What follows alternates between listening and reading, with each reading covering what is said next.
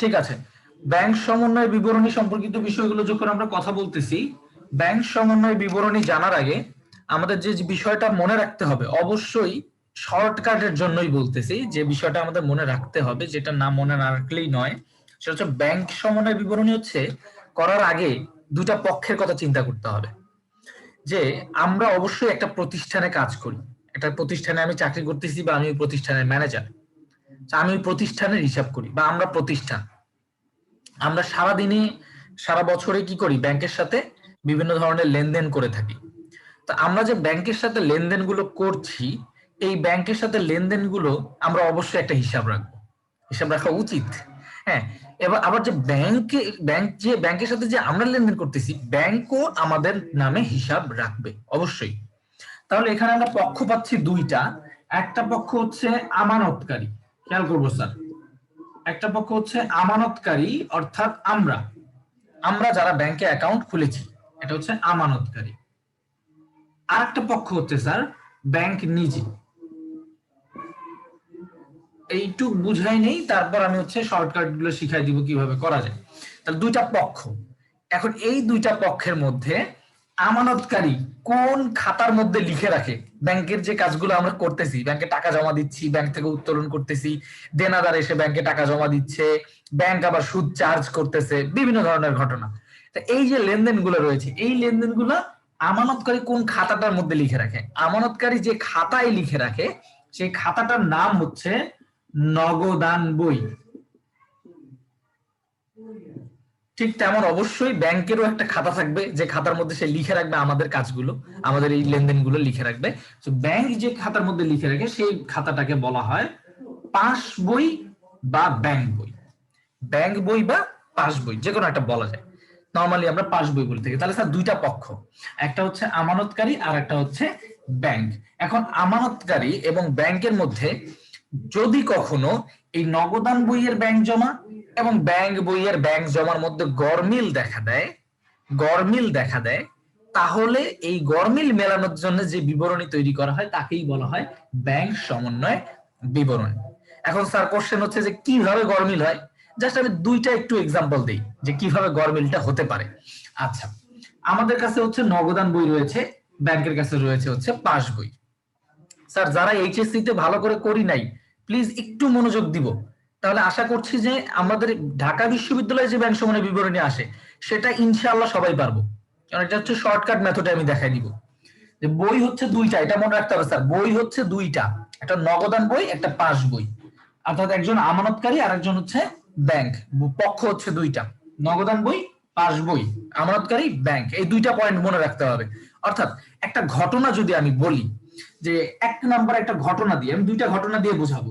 সেটা হচ্ছে স্যার, দেনাদার সরাসরি ব্যাংকে জমা দিয়েছে, দেনাদার সরাসরি ব্যাংকে জমা দিয়েছে, যদি এই কথাটা থাকে, ব্যাংকে জমা দিয়েছে, এই কথাটা যদি থাকে যে 5,000 টাকা দেনাদার সরাসরি ব্যাংকে জমা দিছে, তো তোমাদের মাথায় আসতে হবে যে পয়েন্টটা কে জানে। খেয়াল রাখতে হবে, যেহেতু দেনাদার ব্যাংকে জমা দিয়েছে, পক্ষই তো দুইটা, তো দুইটা পক্ষের মধ্যে খেয়াল করে দেখো, যদি 5,000 টাকা জমা দিয়ে থাকে, তাহলে অবশ্যই পাস বই আগে জানে, মানে ব্যাংক জিনিসটা জানে। ব্যাংক যতদিন আমাদেরকে জানায় নাই যে আমাদের একটা দেনাদার আমাদেরকে টাকা জমা দিয়ে গেছে, ততদিন পর্যন্ত কিন্তু আমরা এটা জানি না স্যার, ততদিন পর্যন্ত কিন্তু আমরা এটা জানি না। এই পয়েন্টগুলো বোঝার চেষ্টা করতে হবে, যে দেনাদার সরাসরি ব্যাংকে জমা দিয়েছে, তাহলে ব্যাংক জানে, আমরা জানি না। আর একটা পয়েন্ট বলি স্যার, সেটা হচ্ছে আমরা চেক ইস্যু করেছি পাওনাদারকে, চেক ইস্যু করেছি কিন্তু ব্যাংকে উপস্থাপিত হয়নি, অর্থাৎ ব্যাংক এখনো মাইনাস করেনি। খেয়াল করি স্যার, চেক ইস্যু করেছি কিন্তু ব্যাংকে অনুপস্থাপিত, ব্যাংকে অনুপস্থাপিত, অর্থাৎ উপস্থিত হয়নি। তাহলে স্যার আমি যদি 5,000 টাকার একটা 2,000 টাকার একটা চেক দিয়ে থাকি, তাহলে আমি অবশ্যই চেকটা যেহেতু আমরা দিয়েছি, তাহলে আমরা অবশ্যই 2,000 টাকা কি করবো স্যার, মাইনাস করে দিব। কিন্তু যেহেতু ব্যাংকে এখনো যায় নাই, যে যাকে আমি চেকটা দিয়েছি, চেকের তো একটা মেয়াদ রয়েছে স্যার, চেকের নির্দিষ্ট একটা মেয়াদ রয়েছে, সে যে কোনো দিন গিয়ে চেকটা থেকে টাকা তুলতে পারবে। তো আমরা যেদিনই চেকটা দিব আমরা তো সেদিনই আমাদের নগদান বইয়ে ব্যাংকের থেকে টাকাটা মাইনাস করে রাখলাম, কিন্তু চেক তো এখনো ব্যাংকে যায় নাই স্যার। যেহেতু চেক এখনো ব্যাংকে যায় নাই, তাহলে ব্যাংকের অ্যাকাউন্টে কিন্তু আমাদের এই টাকাটা মাইনাস হয় নাই। স্যার এই মুহূর্তে যদি আমি বলি যে আমাদের ব্যাংকের অ্যাকাউন্টের আসলে কি অবস্থা, দেখো খেয়াল করে, দেনাদার সরাসরি ব্যাংকে জমা দিয়েছিল, ব্যাংক বলতেছে আমাদের অ্যাকাউন্টে 5,000 টাকা প্লাস আছে, অথচ সেটা আমরা জানি না।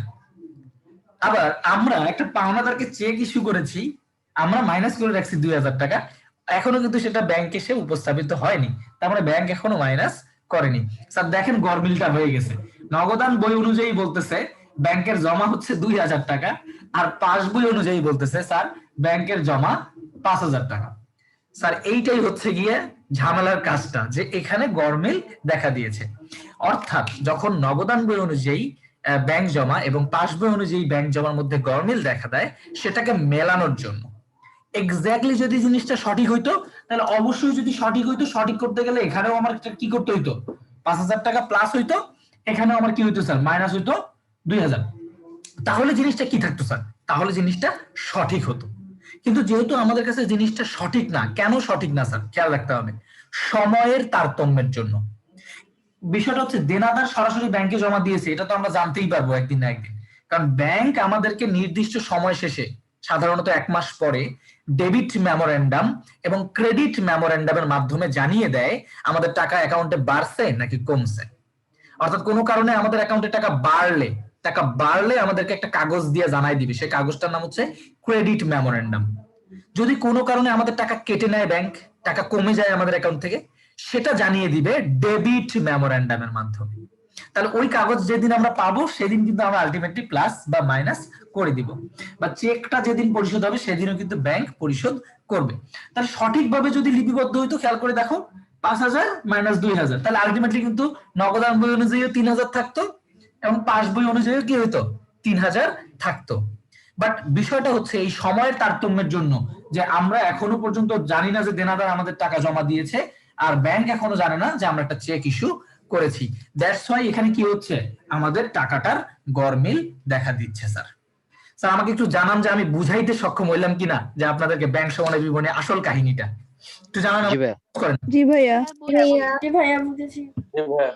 যারা কলেজে করো না এরকম কেউ রেসপন্স করো যে না শিখতে পারছি যে ব্যাংক সময় বিবরণী কেন হয় আসলে। জি ভাইয়া শিখতে পারছি। জি ভাইয়া শিখেছি।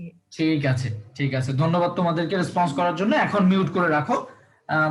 পুরো বিষয়টাতে এখন আমি চলে যাচ্ছি হচ্ছে ম্যাথমেটিক্যাল টার্ম বা আসলে এমসিকিউ গুলো কিভাবে আসে ব্যাংক সমন্বয় বিবরণী।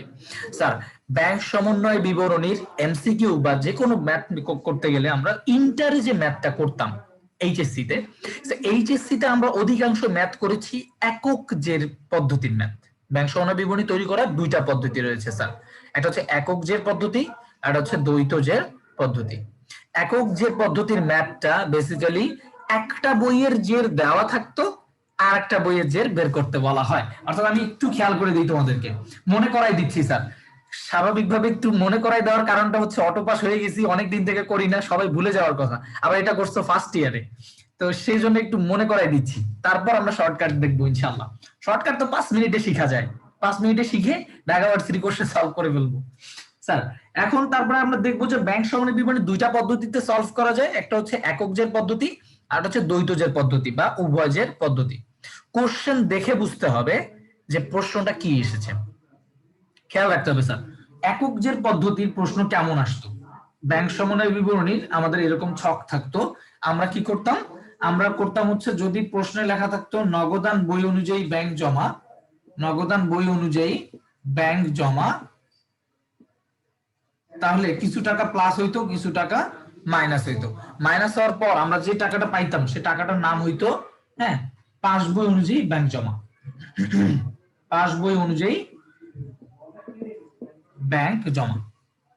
স্যার একটু খেয়াল করে দেখবো যারা পারি বা যারা পারি না, যে আমাদের একটা বইয়ের জের দেওয়া আছে, আমাদের বই কিন্তু দুইটা, আমাদের একটা বইয়ের জের দেওয়া আছে আর একটা বইয়ের জের বের করতে বলা হচ্ছে, সেটা যে কোনোটাই হতে পারে। শুরুতে বলা থাকতে পারে পাস বই অনুযায়ী ব্যাংক জমা, তাহলে এখানে আমরা যোগ বিয়োগ করে পাইতাম নগদান বই অনুযায়ী ব্যাংক জমা, এটা যে কোনোটাই হতে পারে।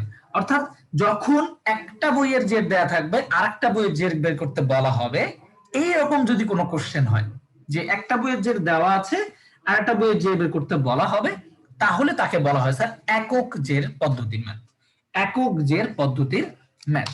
স্যার ঢাকা বিশ্ববিদ্যালয়ে এখনো পর্যন্ত এই গত 20-30 বছরে মাত্র 11-12টা কোশ্চেন আসছে ব্যাংক সমন্বয় বিবরণী থেকে। এই 11-12টা কোশ্চেন এবং গত বছরও কিন্তু এই ব্যাংক সমন্বয় বিবরণী একটা ম্যাথ এসেছে। এবং মনে রাখতে হবে যে 99% ম্যাথই উভয় জের পদ্ধতি থেকে এসেছে। তো আমরা যে এই একক জের পদ্ধতির ম্যাথটা আমরা করেছি কলেজে, তো এই একক জের পদ্ধতির ম্যাথটা একটা আসছে আজ পর্যন্ত। তো আমি ওই একটা ম্যাথ সবার শেষে সলভ করব, কিন্তু আমি চাচ্ছি এখন বাকি যে 12টা ম্যাথ আসছে দ্বৈত জের পদ্ধতি থেকে সেটা তোমাদেরকে শিখাই দিতে, যে কিভাবে আমরা শর্টকাটে এই 12টা ম্যাথই সলভ করতে পারবো। তাহলে এই পদ্ধতিটা হচ্ছে স্যার একক জের পদ্ধতির ম্যাথ। একক জের পদ্ধতিটা আমরা একটু পরে দেখব, যে লাস্টে যে দেখব কিভাবে ঢাকা বিশ্ববিদ্যালয়ে যে কোশ্চেনটা এসেছিল সলভ করতে আমরা পারি। তাহলে এখন মূল আলোচনাটাই হচ্ছে আমার উভয় জের পদ্ধতি বা দ্বৈত জের পদ্ধতি নিয়ে মূল আলোচনা হচ্ছে স্যার এইটা, যে উভয় জের পদ্ধতি বা দ্বৈত জের পদ্ধতি বলা হয়। অর্থাৎ ব্যাংক সমন্বয় বিবরণীর যদি প্রশ্নে কিছু বলা না থাকে যে সেটা একক জের নাকি দ্বৈত জের, সব সময় সেটা দ্বৈত জের মনে রাখতে হবে। উভয় জের বা দ্বৈত জের পদ্ধতি সব সময়ের জন্যই সেটা দ্বৈত জের পদ্ধতি বা উভয় জের পদ্ধতি। কলেজে কিভাবে ম্যাথ করছি উভয় জের পদ্ধতির, সেটা হচ্ছে স্যার আমরা একই ছকের মধ্যে দুইটা বিবরণীর কাজ করেছি। অর্থাৎ নগদান বই অনুযায়ী ব্যাংক জমা এটা লিখেছি, লেখার পরে প্লাস মাইনাস করেছি, করে আমরা বের করেছি নগদান বই অনুযায়ী ব্যাংক জমা সঠিক জের বা সমন্বিত জের, এটা লিখতাম স্যার। অর্থাৎ আমাদের একটা বইয়ের মধ্যে আমরা নগদান বইয়েরটাও লিখতাম স্যার, আমরা লিখতাম হচ্ছে নগদান বই অনুযায়ী ব্যাংক জমা, এটা লিখতাম, লিখে এর সাথে কিছু জিনিস প্লাস মাইনাস করতাম। প্লাস মাইনাস করলে যেটা বের হইতো সেটাকে বলতাম আমরা নগদান বই অনুযায়ী সঠিক জের, নগদান বই অনুযায়ী সমন্বিত জের, এভাবে বলতাম সমন্বিত জের। তারপর এটা একবার করার সাথে সাথে আবার কাজ করতাম ব্যাংক বই বা পাস বই অনুযায়ী ব্যাংক জমা লিখতাম, লিখে তারপর আবার স্যার কাজ করতাম পাস বই অনুযায়ী ব্যাংক জমা লিখে এটার আবার প্লাস মাইনাস করতাম। প্লাস মাইনাস করে যে অ্যান্সারটা আসতো সেই অ্যান্সারটাকে আমরা লিখতাম যে পাস বই অনুযায়ী সমন্বিত জের, পাস বই অনুযায়ী সমন্বিত জের। স্যার আমাকে একটু বলতে হবে যে বুঝতে পারতেছেন বা মনে পড়েছে কি যে আমরা সমন্বিত জেরটা কিভাবে বের করতাম দ্বৈত জেরের ম্যাথটা? এটা তো দুইটা বই নিয়েই কাজ করতাম। জি ভাই, মনে পড়ছে একটু জানান স্যার। জি ভাইয়া। জি ভাইয়া।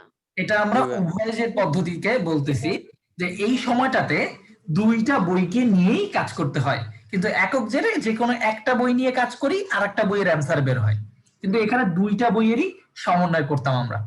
ঠিক আছে স্যার, এখন এই যে ঢাকা বিশ্ববিদ্যালয়ের যে এমসিকিউ গুলো রয়েছে সেই এমসিকিউ গুলো মূল আলোচনাটাই হচ্ছে আমাদের স্যার উভয় জের বা দ্বৈত জের পদ্ধতিতে কিভাবে সলভ করা যাবে। সেটা হচ্ছে স্যার এই একটা শর্টকাট বলে দিচ্ছি, একটা শর্টকাট সারা জীবন মনে রাখতে হবে স্যার। সেটা হচ্ছে উভয় জের পদ্ধতিতে মনে রাখতে হবে যে বইয়ে কাজ হয় নাই, যে বই কাজ করেনি বা যে বই ভুল করেছে, যে বই ভুল করেছে সেই বইকে সঠিক করতে হবে, সেই বইকে সঠিক করতে হবে। স্যার একটু খেয়াল করি মনোযোগ দিয়ে, যে বইয়ে কাজ হয়নি বা যে বই ভুল করেছে সেই বইকে সঠিক করতে হবে, সেই বইকে সঠিক করতে হবে। This is the shortcut. এখন স্যার এই শর্টকাটটা যদি বুঝে থাকি আমি একটু প্র্যাকটিসে চলে যাব এখন আগে, তারপর ভিতরের দিকে আসতেছি একটু পরে।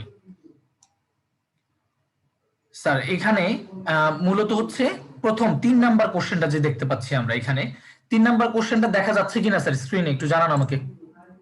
জি ভাইয়া।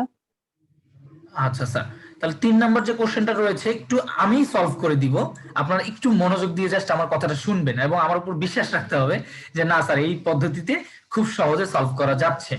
স্যার খেয়াল করি, কে কোম্পানি কর্তৃক তার পাওনাদার রবিনকে 785 টাকার একটি চেক প্রদান করা হলো, কিন্তু নগদান বইতে ভুলে লিপিবদ্ধ করার সময় 658 টাকা লেখা হয়েছে।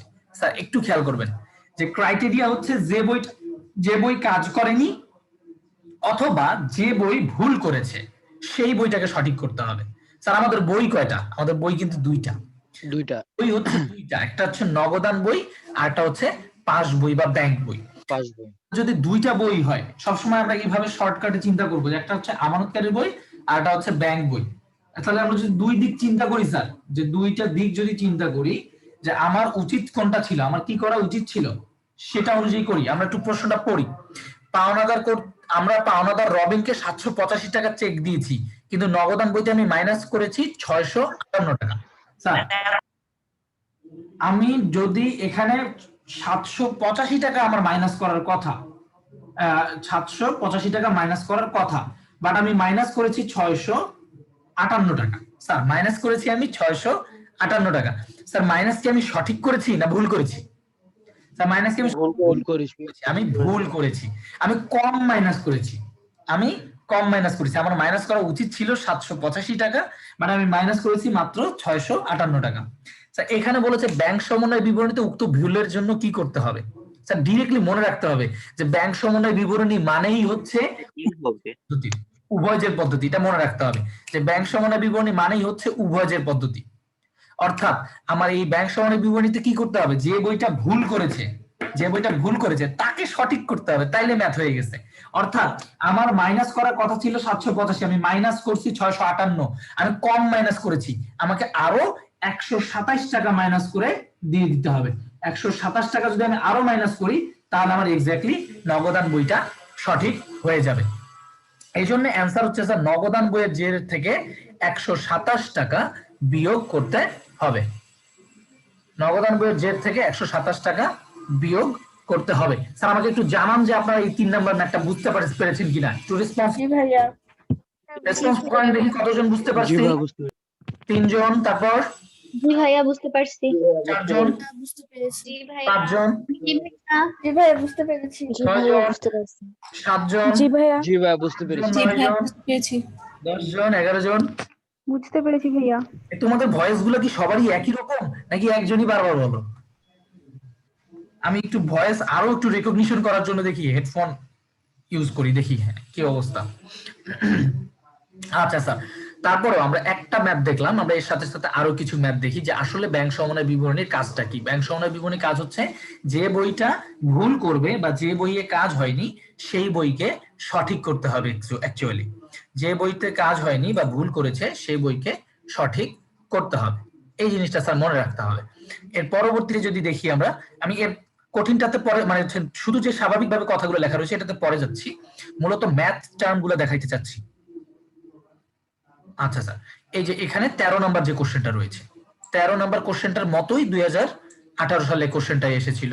একটু খেয়াল করবো এটা যে স্যার একটি চেক যা ব্যাংক কর্তৃক লিখিত ও পরিশোধিত হয়েছে, স্যার একটি চেক যা ব্যাংক কর্তৃক লিখিত ও পরিশোধিত হয়েছে 448 টাকা, কিন্তু ভুলবশত কোম্পানি চেকটি 484 টাকা লিপিবদ্ধ করেছে। স্যার আপনারা যখন পরীক্ষার হলে এরকম প্রশ্ন পাবেন, মাথায় তো এই জিনিসটা রাখতে হবে যে আমার ব্যাংক সমন্বয় বিবরণী খেয়াল করতে হবে কে ভুলটা করলো। খেয়াল করে দেখতে হবে স্যার যে আমার এখানে ভুলটা করেছে হচ্ছে কোম্পানি, আমার এখানে ভুলটা করেছে স্যার কোম্পানি চেকটি 484 টাকা লিপিবদ্ধ করেছে। আচ্ছা একটু খেয়াল করি যে আসলে কিভাবে এই ভুলগুলো সমাধান করতেছি। আমরা এই জিনিসটা মনে রাখবো বা অবশ্যই খাতায় লিখে রাখবো স্যার। যারা একটু চালাক আছে অনেকে আবার স্ক্রিনশট তুলে রাখে, ভেরি গুড, হ্যাঁ ঠিক আছে, এটা একটা স্মার্ট ওয়ার্ক যে তারা কি করতে পারো দ্রুত করার জন্য একটা স্ক্রিনশট তুলে রাখতে পারো আমার এখানে আমার এই স্ক্রিনটাতে ডাবল ক্লিক করেছে, কারণ এই কথাটা তোমাকে মনে রাখতে হবে বা খাতায় লিখে রাখতে হবে মাস্ট যখন তুমি কোশ্চেন গুলো সলভ করতে যাবা। তাহলে আমি এই অনুযায়ী স্যার এখন দেখাচ্ছি যে আমাদের মনে মনে চিন্তা করতে হবে বই তো দুইটা স্যার, একটি চেক যা ব্যাংক কর্তৃক লিখিত ও পরিশোধিত হয়েছে, তার মানে পাস বইতে সঠিকভাবে 448 টাকা মাইনাস হয়েছে, কিন্তু নগদান বইতে ভুলে কোম্পানি, যেহেতু কোম্পানি ভুল করছে, কোম্পানি ভুলে 484 টাকা মাইনাস করে ফেলছে। স্যার এই জিনিসটাকে সঠিক করতে হবে, একটু খেয়াল করে দেখি তো কি করলে সঠিক হবে। যে ভুল করছে তাকে তো সঠিক করতে হবে, তারপরে আমার কাজ হচ্ছে নগদান বইতে। এক নম্বর কথা যে বই ভুল হয়েছে বা কাজ করে নাই সে বইয়ে কাজ, তার মানে নগদান বইয়ে কাজ, একদম কনফিডেন্ট থাকতে হবে নগদান বইয়ে কাজ, নগদান বইকে ঠিক করতে হবে। 484 টাকা মাইনাস করে ফেলছে, 484 টাকা মাইনাস করছে, কিন্তু বেশি মাইনাস করে ফেলছে না? এবার একটু বেশি মাইনাস করে ফেলছে না? কত জি ভাইয়া বেশি মাইনাস করেছে? 36 টাকা। হ্যাঁ, 36 টাকা বেশি মাইনাস করে ফেলেছে। এখন স্যার 36 টাকা যে বেশি মাইনাস করছে, আমি যদি আবার 36 মাইনাস দিয়ে দিই তাহলে মাইনাসটা আবার বেশি হয়ে গেল। প্লাস জি করতে ভাইয়া হবে। ভেরি গুড, আমাদেরকে প্লাস নগদান বইয়ের সাথে 36 টাকা। নগদান বইয়ের সাথে 36 টাকা যোগ হবে, তাহলে আলটিমেটলি মাইনাস 448 হবে। এটা এখন স্যার সঠিক হয়ে গেছে, এটা এখন সঠিক হয়ে গেছে। স্যার আমার শর্টকাটটা কি বুঝতে পেরেছি?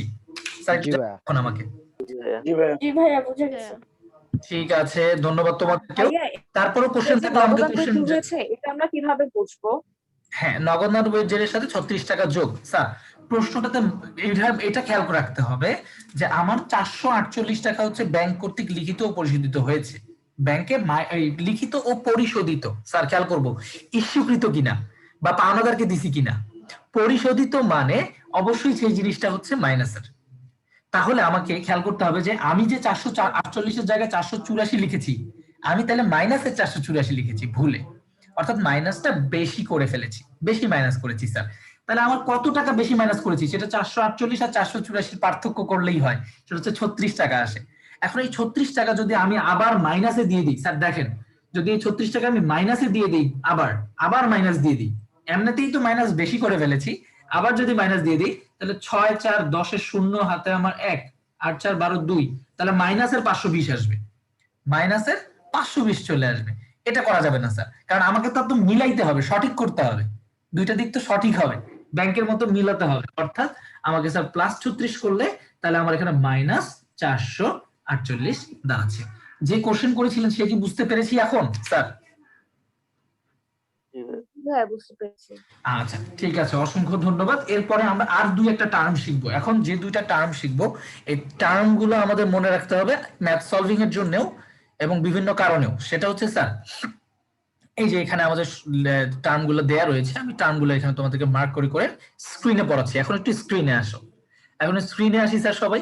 সেটা হচ্ছে একদম প্রেসাইজলি মনে রাখতে হবে স্যার, একদম কনফিডেন্টলি, যে পরিবহনাধীন চেক বা ট্রানজিটে জমা বা ডিপোজিট ইন ট্রানজিট বা প্রতিমধ্যে চেক, এই কথাগুলো বলা থাকা মানে, এই কথাগুলো বলা থাকা মানে হচ্ছে আমরা আদায়ের জন্য একটা চেক ব্যাংকে জমা দিয়েছি কিন্তু ব্যাংকে আদায় হয়নি।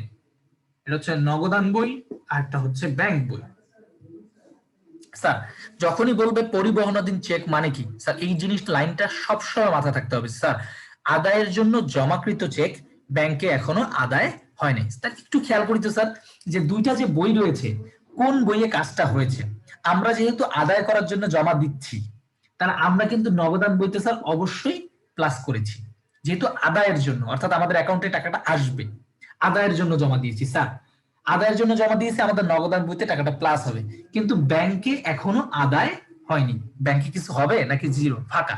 ব্যাংক কিছুই কিন্তু করে নাই স্যার, কারণ ব্যাংকে এখনো আদায় হয়নি। এটা হচ্ছে এক নাম্বার পয়েন্টটা বললাম, সেটা হচ্ছে কোনটা স্যার, যে জমাকৃত চেক অর্থাৎ পরিবহনাধীন চেক বা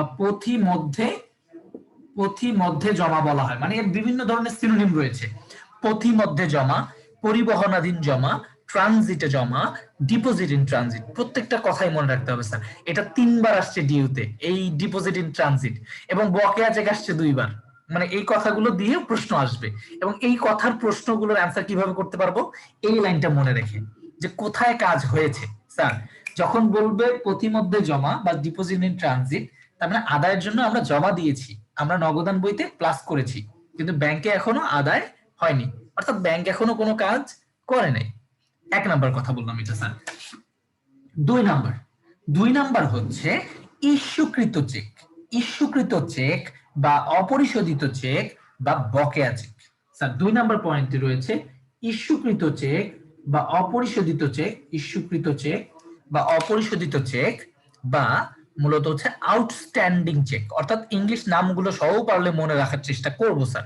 সেটা হচ্ছে আমরা কোনো পাওনাদারকে একটা চেক দিয়েছি টাকা পরিশোধ করার জন্য, পাওনাদারকে চেক দিয়েছি স্যার। তাহলে পাওনাদারকে আমরা যখন চেক দিব, আমরা নগদান বইতে কি করে রাখবো?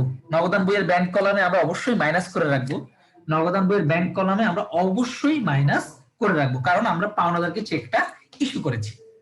ইস্যুকৃত চেক বা অপরিশোধিত চেক বা বকেয়া চেক, সেটাকে কি বলা হচ্ছে, আমরা পাওনাদারকে চেক দিয়েছি কিন্তু চেকটা এখনো ব্যাংকে যায় নাই, চেকটি এখনো ব্যাংকে যায় নাই স্যার, তার মানে ব্যাংক এখনো কাজ করে নাই।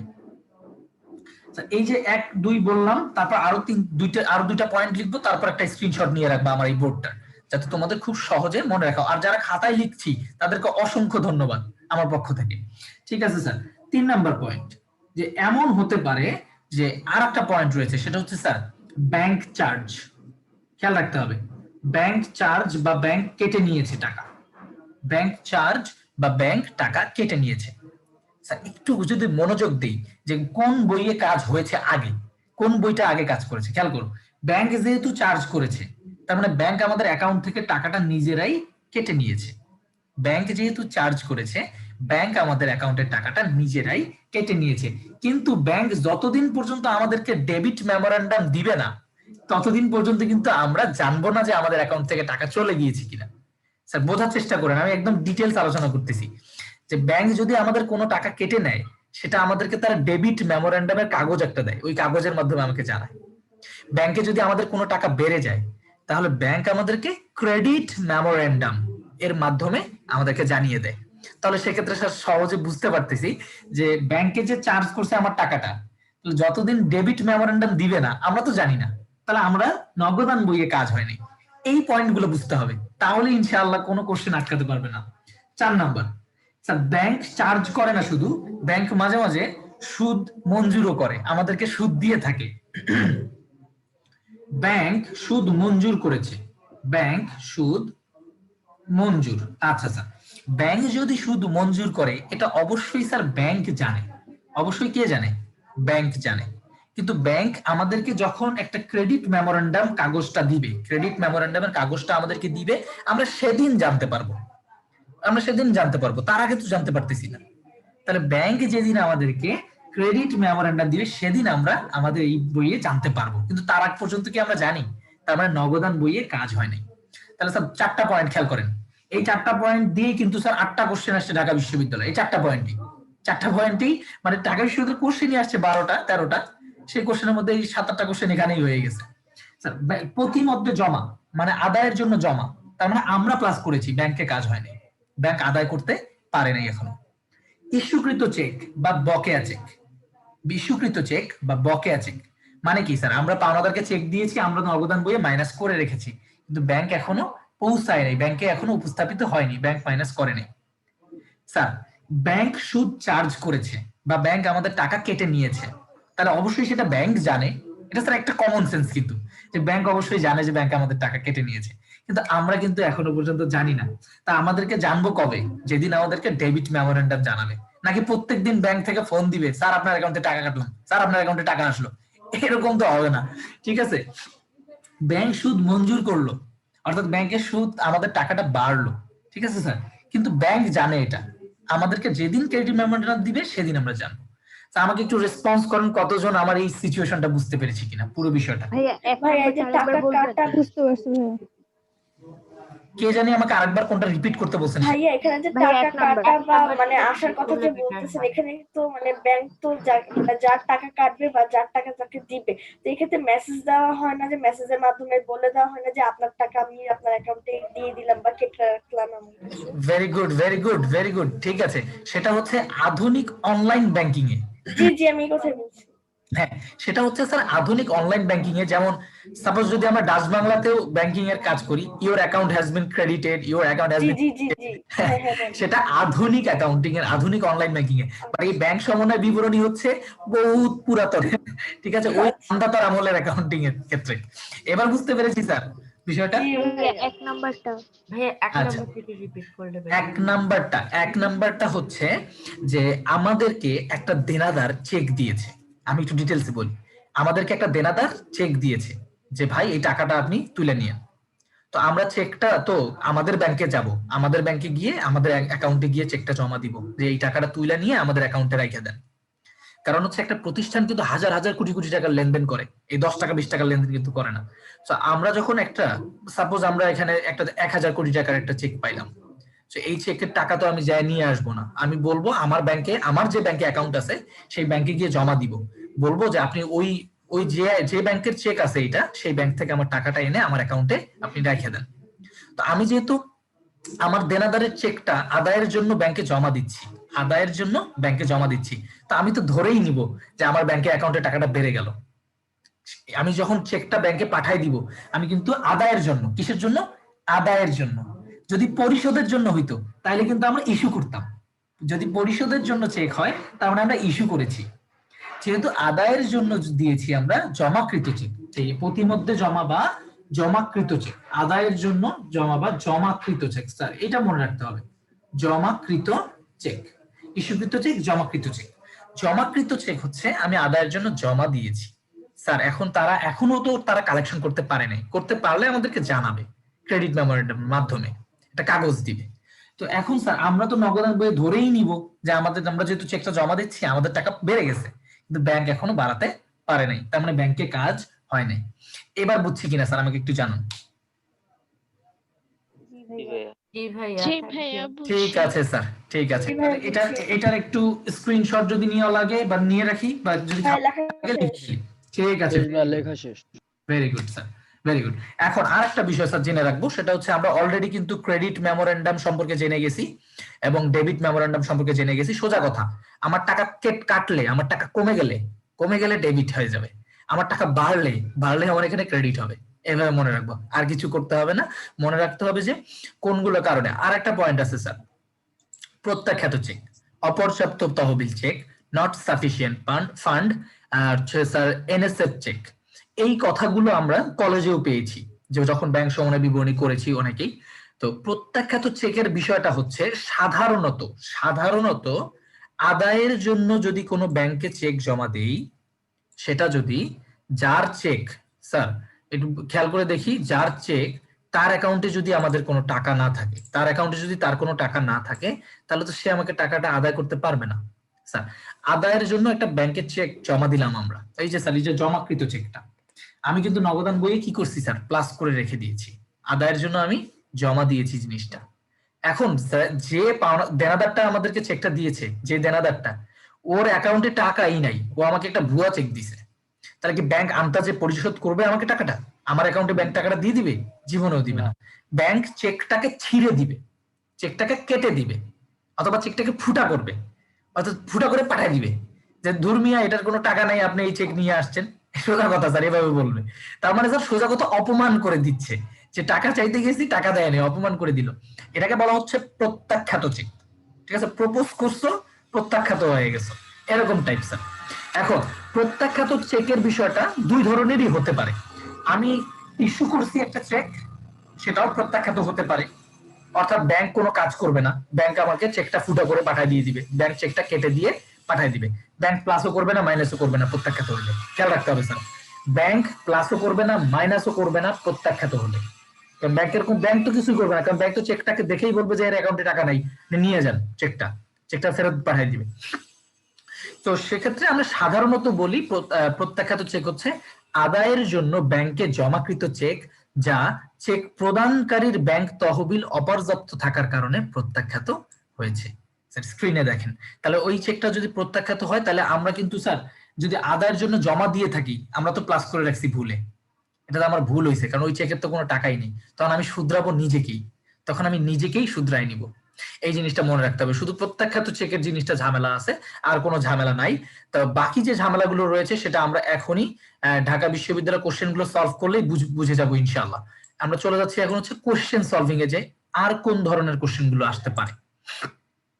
স্যার প্রথমেই এখানে 2 নাম্বার কোশ্চেনটা, 1 নাম্বার কোশ্চেনটা একদম লাস্টে করব, সেটা হচ্ছে একক জের পদ্ধতির ম্যাথ। আমরা এখন করব হচ্ছে স্যার 2 নাম্বার কোশ্চেনটা, একটু খেয়াল করব সবাই, এটাও আমি সলভ করে দেওয়ার চেষ্টা করব। স্যার ব্যাংক তার গ্রাহককে সেবা প্রদানের জন্য 100 টাকা ধরেছে, ব্যাংক তার গ্রাহককে সেবা প্রদানের জন্য 100 টাকা মাইনাস করেছে, তাহলে স্যার যা গ্রাহক এখনো জানে না, এখন ব্যাংক মিলকরণ বিবরণীতে এর কি হবে? সো বলেছিলাম ব্যাংক সমন্বয় বিবরণী মানেই হচ্ছে উভয়জের পদ্ধতির বিবরণী।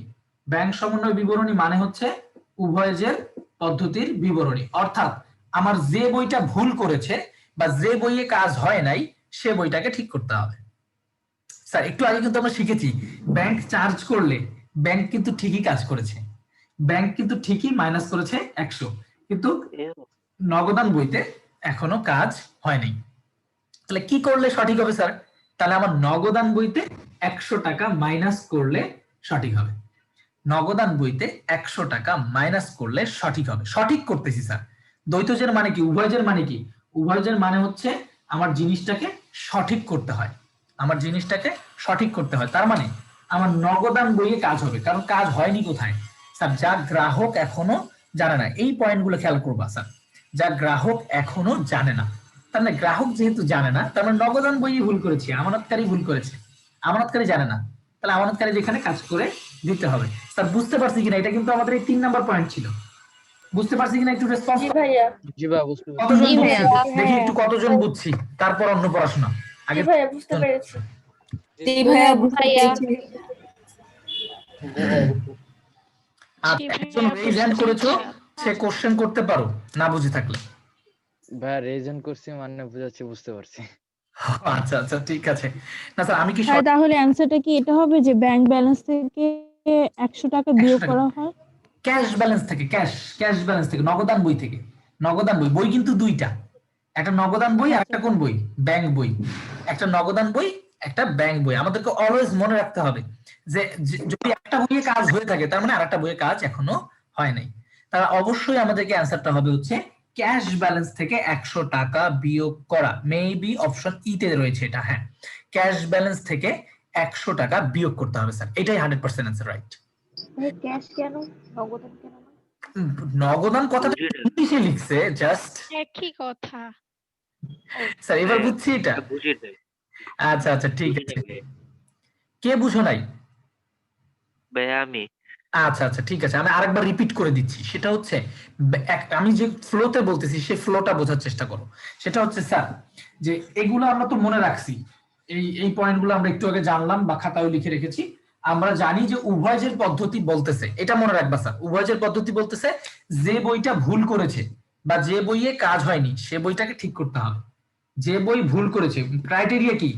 যে বই ভুল করেছে বা কাজ করে নাই সেই বইটাকে ঠিক করতে হবে। এটা হচ্ছে আমাদের ক্রাইটেরিয়া। যে বুঝি না হ্যাঁ, আমি পুরো ডিটেইলস আরেকবার আলোচনা করে দিচ্ছি।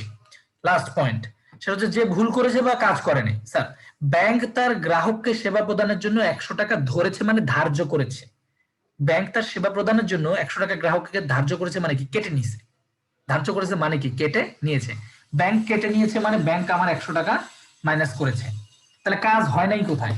যা গ্রাহক এখনো জানে না। দেখো কোশ্চেনে লেখা আছে গ্রাহক এখনো জানে না, তাহলে কাজ হয় নাই হচ্ছে নগদান বইতে। তাহলে ব্যাংক সমনের বিবরণী মানে কি? যে বইয়ে কাজ হয় নাই, যে বই কাজ করে নাই সে বইকে সঠিক করে দিতে হবে। তাহলে আমার সঠিক হবে কিভাবে? আমি এখানে প্লাস 100 করলে সঠিক হবে নাকি মাইনাস 100 করলে সঠিক হবে? দুই পাশ মাইনাস 100 করলে সঠিক হবে। এবার বুঝছি কিনা স্যার? এই জন্য নগদান বই থেকে 100 টাকা বিয়োগ বা ক্যাশ ব্যালেন্স থেকে 100 টাকা বিয়োগ যাবে। স্যার কোশ্চেন যে আচ্ছা ভাইয়া, এখানে তো ব্যাংকটা গ্রাহক, হ্যালো হ্যাঁ ভাইয়া, ব্র্যান্ডটা গ্রাহকের সেবা প্রদানের জন্য 100 টাকা ধরে। আচ্ছা ভাইয়া বুঝছি। ক্লিয়ার? Clear sir? হ্যাঁ হ্যাঁ ভাইয়া, এখন ক্লিয়ার। আচ্ছা ঠিক আছে। তাহলে এখন একটু আমরা এই যে বিভিন্ন ধরনের আরো কিছু প্রশ্ন রয়েছে, সেই ধরনের প্রশ্নগুলো একটু খেয়াল করে দেখি। যে এই যে কি রয়েছে এখানে 5 নাম্বার, আমার সাথে সাথে মিলায় চিন্তা করবা সব সময়, তাহলে ইনশাআল্লাহ এই একটা কথাই আমাদের এনাফ অ্যান্সার করার জন্য। সেটা হচ্ছে 5 নাম্বারটা দেখি। সেটা হচ্ছে স্যার ব্যাংক মিলকরণ বিবরণী প্রস্তুতের সময় বকেয়া চেক, এটা আমরা কিন্তু একটু আগে 2 নাম্বারে শিখেছি, খাতায় লিখেছি। বকেয়া চেক, বকেয়া চেক মানে ইস্যুকৃত চেক। ইস্যুকৃত চেক অর্থাৎ নগদান বই ইস্যু করেছে, নগদান বই যেহেতু ইস্যু করেছে নগদান বই মাইনাস করেছে, কিন্তু ব্যাংকে এখনো উপস্থাপিত হয় নাই। এটা কিন্তু মুখস্থ রাখতে বলছি যে ইস্যুকৃত চেক মানে আমাদের নগদান বই থেকে মাইনাস হয়েছে কিন্তু ব্যাংকে এখনো উপস্থাপিত হয়নি। একটু আগে এটা পড়েছিও আমরা। তাহলে স্যার আমাদের কাজটা কি হবে?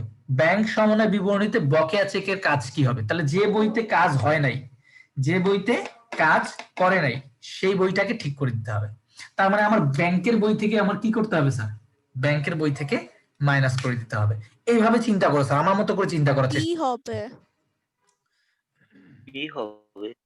ব্যাংক বিবরণী প্রাপ্ত ব্যাংকের জেরের সাথে যোগ হবে ব্যাংক বিবরণী প্রাপ্ত ব্যাংকের জের হতে বাদ দেয়া হবে। স্যার বুঝতে পেরেছি কি কি হবে? অ্যান্সারটা স্যার? জি ভাইয়া বুঝতে পেরেছি। জি ভাইয়া বুঝছি। ব্যাংকের বই থেকে এখন আমাকে বাদ দিয়ে দিতে হবে, তাহলে আমার জিনিসটা হয়ে গেল। অর্থাৎ তোমাকে বুঝতে হবে যে বকেয়া চেক মানে কি। স্যার যারা এখনো ঘুমাচ্ছি, হ্যাঁ ক্লাসে মনোযোগ আসে নাই, তাদেরকে বলতেছি যে আমি প্রত্যেকটা পয়েন্ট আলোচনা করছি। এই যে বকেয়া চেকের কথাটা এখানে একটু আগে আলোচনা করে দিয়েছি। এই যে স্যার বকেয়া চেক 2 নাম্বার পয়েন্টটা এখানে খেয়াল করি। বকেয়া চেক মানে ইস্যুকৃত চেক যা এখনো ব্যাংকে উপস্থাপিত হয়নি। অর্থাৎ আমি ইস্যু করেছি, ব্যাংকে এখনো উপস্থাপিত হয়নি। ব্যাংকে যেহেতু উপস্থাপিত হয়নি, ব্যাংক তো কিছুই করে নাই, তাই না স্যার? তাহলে ব্যাংকে যেহেতু কাজ হয় নাই, আমাদের ক্রাইটেরিয়া হচ্ছে যে বইয়ে কাজ হয়নি সেই বইটাকে ঠিক করতে হবে, সঠিক করতে হবে। সঠিক হবে কিভাবে? এখানে মাইনাস হয়েছে, এখানে প্লাস করলে সঠিক হবে? জীবনেও না স্যার। এখানে মাইনাস যেহেতু করেছি নগদান বইতে, এখানে আমার মাইনাস করলে জিনিসটা সঠিক হবে। এই কনসেপ্ট অনুযায়ী আগাও ইনশাআল্লাহ। যারা একদমই পারি না তারাও কিন্তু পারবা আশা করছি। স্যার বুঝতে পেরেছি কিনা একটু জানান এখন আমাকে আরেকবার। জি ভাই বুঝতে পেরেছি। জি ভাইয়া। আচ্ছা জি ভাইয়া হ্যাঁ পেয়েছি। আচ্ছা স্যার, 8 নাম্বার একটা কোশ্চেন রয়েছে। এই ধরনের কোশ্চেন পেতে পারি আমরা। এই ধরনের কোশ্চেনটা আমরা একটু বলে দিয়ে রাখি, মানে যত ধরনের কোশ্চেন তোমরা পেতে পারো সব আলোচনা করে দিচ্ছি। যে নিচের কোন ঘটনা ব্যাংক সমন্বয় বিবরণী প্রস্তুতে বিবেচিত হয় না? স্যার ব্যাংক সমন্বয় বিবরণীর বিষয় হচ্ছে সেগুলোই যেগুলোর কারণে ব্যাংকের বই আর নগদান বইয়ের গড়মিল হবে। এটা মনে রাখতে হবে স্যার। যেটার কারণে গড়মিল হবে সেটাই হচ্ছে ব্যাংক সমন্বয় বিবরণীর বিষয়, আর যেটার কারণে গড়মিল হবে না সেটা ব্যাংক সমন্বয় বিবরণীর বিষয় নয়। এই বিষয়টা মনে রাখতে হবে স্যার।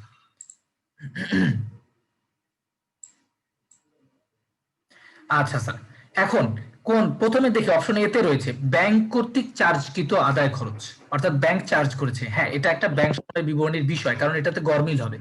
কেন গড়মিল হবে স্যার? নাম্বার হবে ভাই। হ্যাঁ ঠিক আছে, আমি বলতেছি, সবাইকে একটু চিন্তা করার সুযোগ দিয়ে দিচ্ছি। ব্যাংক যেহেতু চার্জ করেছে, তার মানে ব্যাংক জানে, আমরা জানি না, ঠিক আছে, এটা গড়মিল হবে। দেনাদারের নিকট হতে নগদ প্রাপ্তি, স্যার এটা তো ব্যাংকের সাথে আমার কোনো লেনদেনই হয়নি, তার মানে এটা ব্যাংক সমন্বয় বিবরণীর বিষয় নয়। তারপরেও আমরা সি এবং ডিটা পড়বো। ব্যাংকে জমাকৃত কিন্তু প্রত্যাখ্যাত চেক, যেহেতু ব্যাংকে আমি জমা দিয়েছি প্লাস করে রাখছি, ব্যাংক প্রত্যাখ্যান করেছে, তার মানে আমি ভুলে প্লাস করে রাখছি, তার মানে এটাতেও কি হয়ে রাখবে স্যার? গড়মিল হবে। ব্যাংকে দেনাদার কর্তৃক সরাসরি জমা, ব্যাংকে দেনাদার কি হবে ভাই? দিয়েছে, তার মানে ব্যাংক প্লাস করছে আমাদেরকে, আমরা এখনো প্লাস করিনি, আমরা ক্রেডিট মেমোরেন্ডাম যেদিন দিবে সেদিন জানবো, তার মানে এটাতেও গড়মিল হবে। তাহলে অ্যান্সারটা হচ্ছে স্যার বি। অ্যান্সারটা হচ্ছে বি নাম্বারটা, যে স্যার দেনাদারের নিকট হতে নগদ প্রাপ্তি। এরপরে স্যার 9 নাম্বার কোশ্চেনটা করেই আমি চলে যাব হচ্ছে ওই 1 নাম্বার কোশ্চেনে। সেটা হচ্ছে যে এই পয়েন্টটা দেখি একটু খেয়াল করে স্যার, সবাইকে অধিকাংশ কোশ্চেন আমি সলভ করিয়ে দিচ্ছি। ব্যাংক সমন্বয় বিবরণী প্রস্তুতকালে ক্রেতা কর্তৃক ব্যাংক হিসেবে সরাসরি জমা, স্যার খেয়াল করে দেখো, ক্রেতা কর্তৃক ব্যাংক হিসেবে সরাসরি জমা, অর্থাৎ ব্যাংকের বইয়ে কি হয়েছে? ব্যাংকের বইয়ে প্লাস হয়েছে, ক্রেতা এসে ব্যাংকে ডাইরেক্ট জমা দিয়ে দিয়েছে। তাহলে স্যার যেটা তো আমরা জানি না, কারণ আমাদেরকে ক্রেডিট মেমোরেন্ডাম দিলে জানবো, এটা তো আর অনলাইন ব্যাংকিং না, এটা হচ্ছে ওই ট্রেডিশনাল গতানুগতিক ব্যাংকিং, তা আমাদেরকে ক্রেডিট মেমোরেন্ডাম দিলে তারপর জানবো। তাহলে সেক্ষেত্রে স্যার এখানে এসে আমাদের কি করতে হবে? আমরা এখানে আমাদের নগদান বইয়ের সাথে যোগ করে দিতে হবে। স্যার ক্লিয়ার কিনা স্যার? আমাকে আরেকটা কোশ্চেন দেখবো এখানে, হচ্ছে যে এই যে 11 নম্বর কোশ্চেনটি, এই কোশ্চেনটি দেখবো এবং এর অ্যান্সারটা হচ্ছে কোনো এন্ট্রির প্রয়োজন নেই। এই বিষয়টা একটু ক্লিয়ার করে দিব।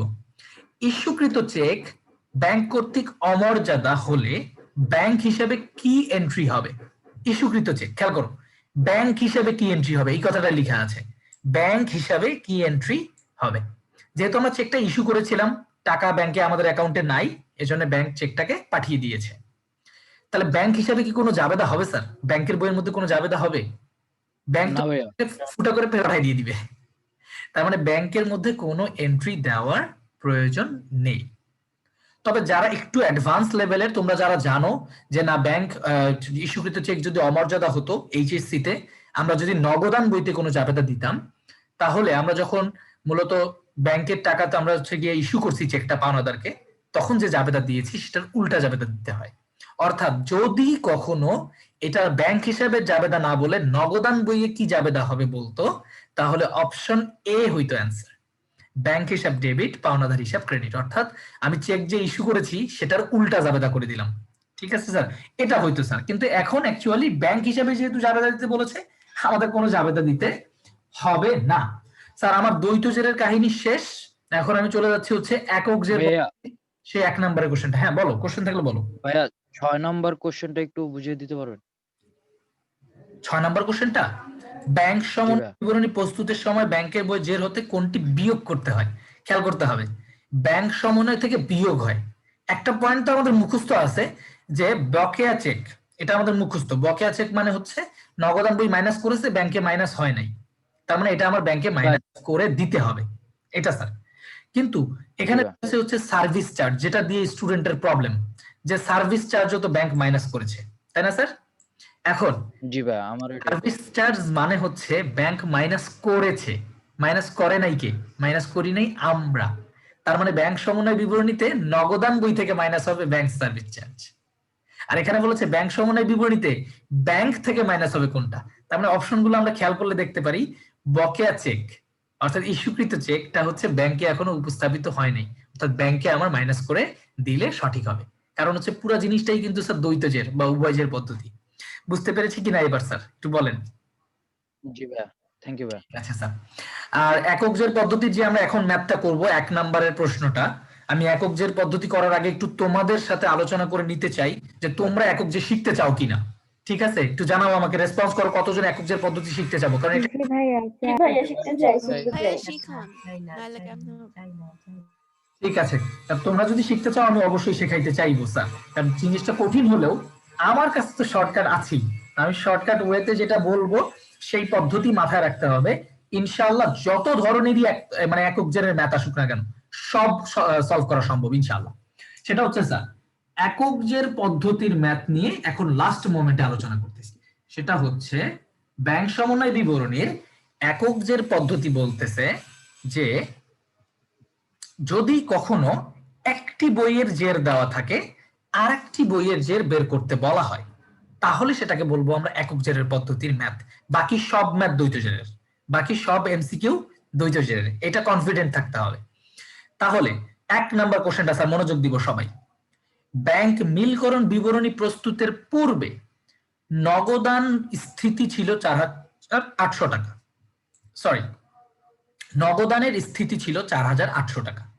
তারপর বিভিন্ন কথা বলছে ব্যাংকের পাস বইতে তাহলে কত টাকা রয়েছে, কত টাকা স্থিতি মানে জমা, কত টাকা জমা রয়েছে, ব্যাংকের পাস বইয়ের তাহলে অবস্থা কত রয়েছে।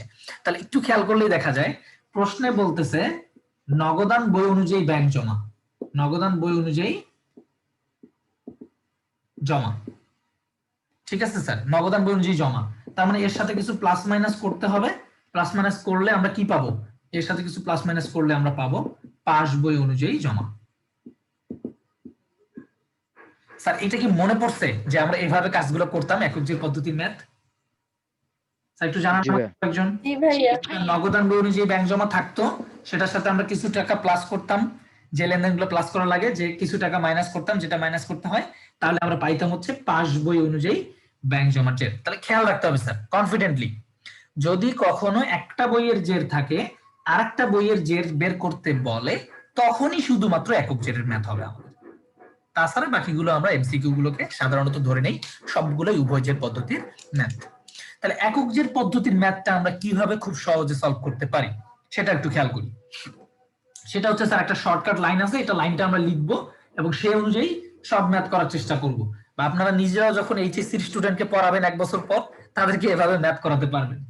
সেটা হচ্ছে স্যার শর্টকাট লাইনটা এরকম যে আমরা একক জের পদ্ধতির ম্যাথের একটা ক্রাইটেরিয়া, সেটা হচ্ছে যে বইয়ের জের বের করতে বলবে, যে বইয়ের জের বের করতে বলা হয়, যে বইয়ের জের বের করব সেই বইটাই আমাদের কাছে রাজা, সেই বইটাই আমাদের কাছে কিং। ঠিক আছে, যে বইয়ের জের বের করব সে বইয়ে টাকা যদি বেশি থাকে, টাকা যদি বেশি থাকলে বাড়াবো, টাকা বেশি থাকলে বাড়াবো সেই বইটাতে বেশি থাকলে বাড়াবো, সেই বইটাতে কম থাকলে কমাবো।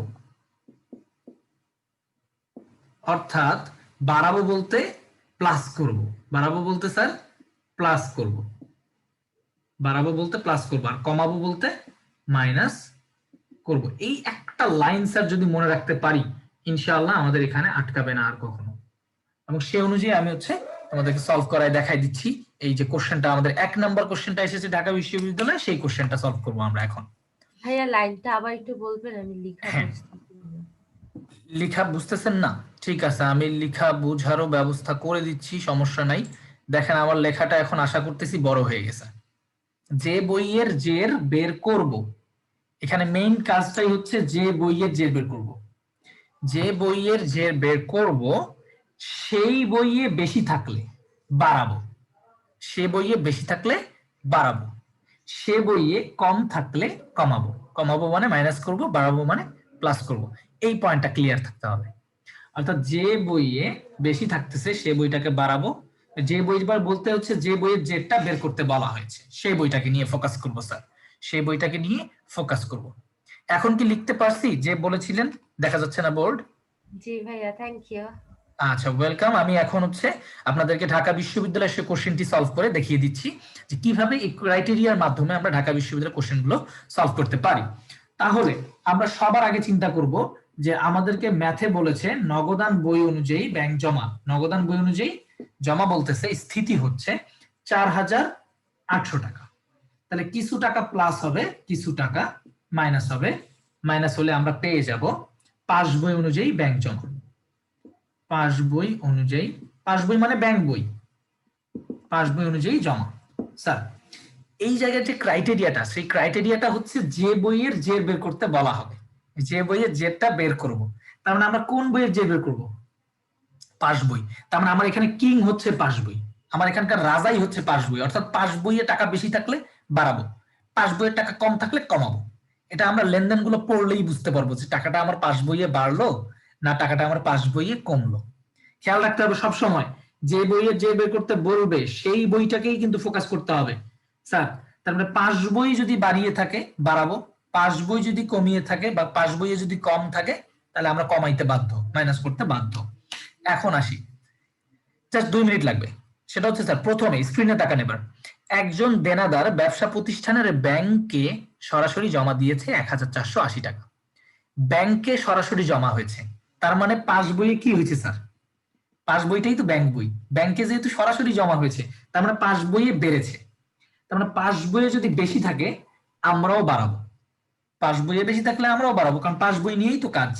তার মানে 1,480 টাকা আমাদেরকে যোগ করতে হচ্ছে, 1,480 টাকা যোগের মধ্যে যাচ্ছে। তারপর বলেছে স্যার ঝামেলা হচ্ছে এই সেকেন্ড লাইনটা নিয়ে, সেটা হচ্ছে ব্যবসা প্রতিষ্ঠান, ব্যবসা প্রতিষ্ঠান একটি চেক 600 টাকা চেক একজন পাওনাদারকে দিয়েছে, একজনকে দিয়েছে, যা এখনো ব্যাংকে উপস্থাপন করা হয়নি। এই অংশটা একটু বোঝার চেষ্টা করব স্যার, সবাই না বুঝলে আমাকে আরেকবার বলতে বলবা। ব্যবসা প্রতিষ্ঠান একজনকে চেক দিয়েছে, বই তো দুইটা, একটা নগদান বই একটা পাস বই। আমরা তো স্যার পাস বই অনুযায়ী কাজ করব। তাহলে ব্যবসা প্রতিষ্ঠান যখন একজনকে চেক দিছে তখন কিন্তু ব্যবসা প্রতিষ্ঠান টাকাটা মাইনাস করে রেখেছে, ব্যবসা প্রতিষ্ঠান টাকাটা মাইনাস করে রেখেছে। কিন্তু পাস বইয়ে আমরা দেখতে পাচ্ছি যে ব্যাংকে এখনো উপস্থাপিত হয় নাই, ব্যাংকে এখনো উপস্থাপিত হয় নাই। আমরা কিন্তু মাইনাস করে রাখছি 600 টাকা, যেহেতু আমি একটা চেক পাওনাদারকে দিয়েছি আমি এই টাকাটা কিন্তু আমরা মাইনাস করে রেখেছি, কিন্তু ব্যাংকে এখনো উপস্থাপিত হয় নাই, তার মানে ব্যাংক এখনো কিছুই করে নাই। তাহলে ব্যাংকে কি টাকাটা বেশি আছে না এখনো? স্যার খেয়াল করব, ব্যাংকে কিন্তু টাকাটা এখনো মাইনাস হয় নাই, কারণ চেকটা তো যায় নাই। তার মানে ব্যাংকে টাকাটা বেশি আছে কিনা? ব্যাংকে অবশ্যই টাকা বেশি আছে, অবশ্যই ব্যাংকে টাকাটা বেশি আছে, কারণ আমরা নগদান বই মাইনাস করে ফেলছি, কিন্তু সেই চেক তো এখনো ব্যাংকে যায় নাই। তাহলে ব্যাংকে যেহেতু বেশি আছে আমাদেরকে কষ্ট করে এখানে প্লাসেই করতে হবে 600। এই জায়গাটা বুঝতে স্টুডেন্টের সব সমস্যা হয়, কিন্তু খেয়াল রাখতে হবে যে বইয়ের জের বের করব এই পাস বই আমাদের রাজা এই মুহূর্তে, কারণ পাস বইয়ের আমরা জের বের করতেছি। পাস বইয়ে যদি টাকাটা বেশি থাকে আমাদেরকে বাড়ায় দিতেই হবে, পাস বইয়ে যদি টাকাটা কম থাকে আমাদেরকে কমায় দিতেই হবে। সেটা এখন আমরা প্রশ্নগুলোর পরের জিনিসটা পড়ি, পরের লেনদেনটা পড়ি, তাহলে আরো বুঝতে পারবা। ব্যাংক তার সেবা প্রদান বাবদ 300 টাকা দেখিয়েছে, ব্যাংক তার সেবা প্রদানের কারণে 300 টাকা মাইনাস করেছে। তাহলে আমরা তো পাস বইকেই ফোকাস করতেছি যে পাস বই যদি কম মানে বেশি থাকে বাড়াবো, পাস বই কম থাকলে কমাবো। তাহলে ব্যাংক তার সেবা প্রদানের জন্য যদি 300 টাকা মাইনাস করে, তার মানে পাস বইয়ে কি আছে? প্লাস পাস বইয়ে হবে। কম আছে। তাহলে পাস বইয়ে যেহেতু কম আছে, আমাদেরকেও কমাই দিতে হবে। তাহলে মাইনাস হবে স্যার লাস্টে 300 টাকা। অর্থাৎ আমরা একটু খেয়াল করে দেখি যে আমাদের যোগ বিয়োগটা এভাবে করতে হবে। যখন পরীক্ষার হলে করব, এটা মূলত যখন ক্যালকুলেটর ছিল তখনকার ম্যাথ, তারপরে তোমরা শিখে রাখো অবশ্যই স্যার। সেটা হচ্ছে নগদান বই অনুযায়ী জমা হচ্ছে 4800।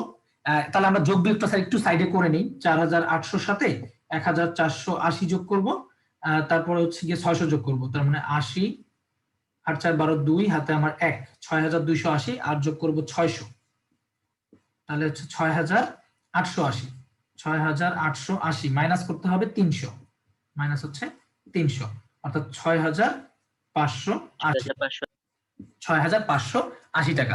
স্যার আমি ম্যাথ গুলো আগে থেকে ক্যালকুলেটরে প্র্যাকটিস করে রাখি নাই, কারণ আমি চাচ্ছি আপনাদের মতো করে, আপনাদের জায়গায় যদি আমি হইতাম পরীক্ষার হলে কি করে অ্যান্সারটা করতাম, আমি সেই মেথডটা দেখাইলাম। যে আমি আগে চিন্তা করব কোনগুলো যোগ হবে বিয়োগ হবে, এটা প্রশ্নের উপরেই লিখবো, কারণ আমরা প্রশ্নে রাফ করতে পারবো। ভার্সিটি পরীক্ষায় প্রশ্নে রাফ করতে পারবো, প্রশ্নে দাগাতে পারবো, সমস্যা হবে না আশা করি। কারণ আমরা নিজেরাও যখন পরীক্ষা দিয়েছি প্রশ্নেই রাফ করেছি, তারা কোনো এক্সট্রা পেজ দেয় না, এই জন্য বলতেছি। তাহলে সেক্ষেত্রে তাহলে তুমি সাথে সাথে হচ্ছে গিয়ে যে যে পয়েন্ট গুলো রয়েছে তার উপরে একটা প্লাস চিহ্ন দিবা, বা যেটা মাইনাস হতে পারে সেটা মাইনাস চিহ্ন দিয়ে দিবা। তাহলে কিন্তু ইজিলি পরে আমরা এই যোগ বিয়োগটা করে নিতে পারি। কিন্তু আমি মেথডটা বুঝাইলাম যে কিভাবে আমরা ইন্টারে করতাম, এবং ক্রাইটেরিয়া একটাই, যে বইয়ে যে বের করতে বলবে সে বইয়ে টাকা বেশি থাকলে আমরা বাড়াবো, সে বইয়ে কম থাকলে আমরা কমাবো। আমরা কমাতে বাধ্য, আমরা বাড়াতে বাধ্য, আর কোনো কথা নেই। বুঝতে পেরেছি কিনা আমার একটু রেসপন্স করেন এখন স্টুডেন্টরা, আপনারা। স্যার জি ভাইয়া বুঝতে পেরেছি। 600 টাকা এখানে প্লাস কেন হয়েছে? কোন টাকাটা স্যার? 600 টাকা। 600 টাকা প্লাস কেন হয়েছে এটাই বলেছিলাম যে এই জিনিসটাই স্টুডেন্টরা ভুল করে। ঠিক আছে, আর একবার বলে দিচ্ছি এই 600 টাকার কাহিনীটা। সেটা হচ্ছে আমরা প্রশ্নটা যখন পড়তেছি লেখা আছে ব্যবসা প্রতিষ্ঠান, স্ক্রিনে দেখেন ব্যবসা প্রতিষ্ঠান 600 টাকার একটি চেক, হ্যাঁ, একজনকে দিয়েছে, ব্যাংকে এখনো উপস্থাপন হয়নি। এটাতে কি বুঝতে পারতেছি যে ব্যাংকে কোনো কাজ হয় নাই, এখনো ব্যাংকে উপস্থাপন হয় নাই, কিন্তু আমরা কিন্তু চেকটা দিছি, আমরা মাইনাস করছি স্যার, আমরা মাইনাস করেছি। কিন্তু আমরা কোন অনুযায়ী কাজ করব? আমরা কাজ করব কিন্তু ব্যাংক বই অনুযায়ী, ব্যাংকে যা করবে তাই করব। ব্যাংকে যদি টাকাটা বেশি থাকে আমাদেরকে প্লাস করে দিতে হবে। আমরা মাইনাস করেছি, কিন্তু ব্যাংকে কিন্তু এখনো মাইনাস হয় নাই, কারণ ব্যাংকে এখনো পৌঁছায় নাই চেকটা, ব্যাংকে এখনো পৌঁছায়নি চেকটা। তাহলে আমাদেরকে অবশ্যই টাকাটা এখন বাড়ায় দিতে হবে স্যার, তাহলে আমাকে টাকাটা বাড়ায় দেখাতে হবে, কারণ ব্যাংকে তো টাকাটা বেশি আছে। ঠিক আছে স্যার, আমি একক জন্য লাস্টে বোঝাইলাম, কারণ একক যেটা তুলনামূলক একটু কঠিন দ্বৈত জেরের চাইতে, সেই অনুযায়ী স্যার। ক্লিয়ার কিনা? যে কোশ্চেন করেছো 6580 টাকা হচ্ছে অ্যান্সার। জি ভাই। ঠিক আছে, অসংখ্য ধন্যবাদ তোমাদেরকেও রেসপন্স করার জন্য। আমি ব্যাংক সমন্বয় বিবরণী এই অঙ্কটার সাথে সাথে শেষ করে দিচ্ছি আমি পরবর্তী টপিকে। ভাইয়া 3 নাম্বারটা একটু বুঝিয়ে দেওয়া যাবে? 3 নাম্বারটা জি ভাইয়া।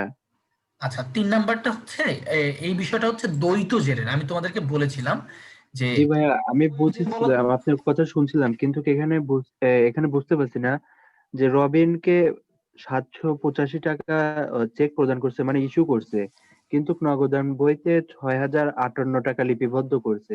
তাহলে এক্ষেত্রে নগদান বইতে প্লাস করতে হবে না ভাইয়া? হ্যাঁ, প্লাসই তো করলাম। প্লাস কেন করলাম?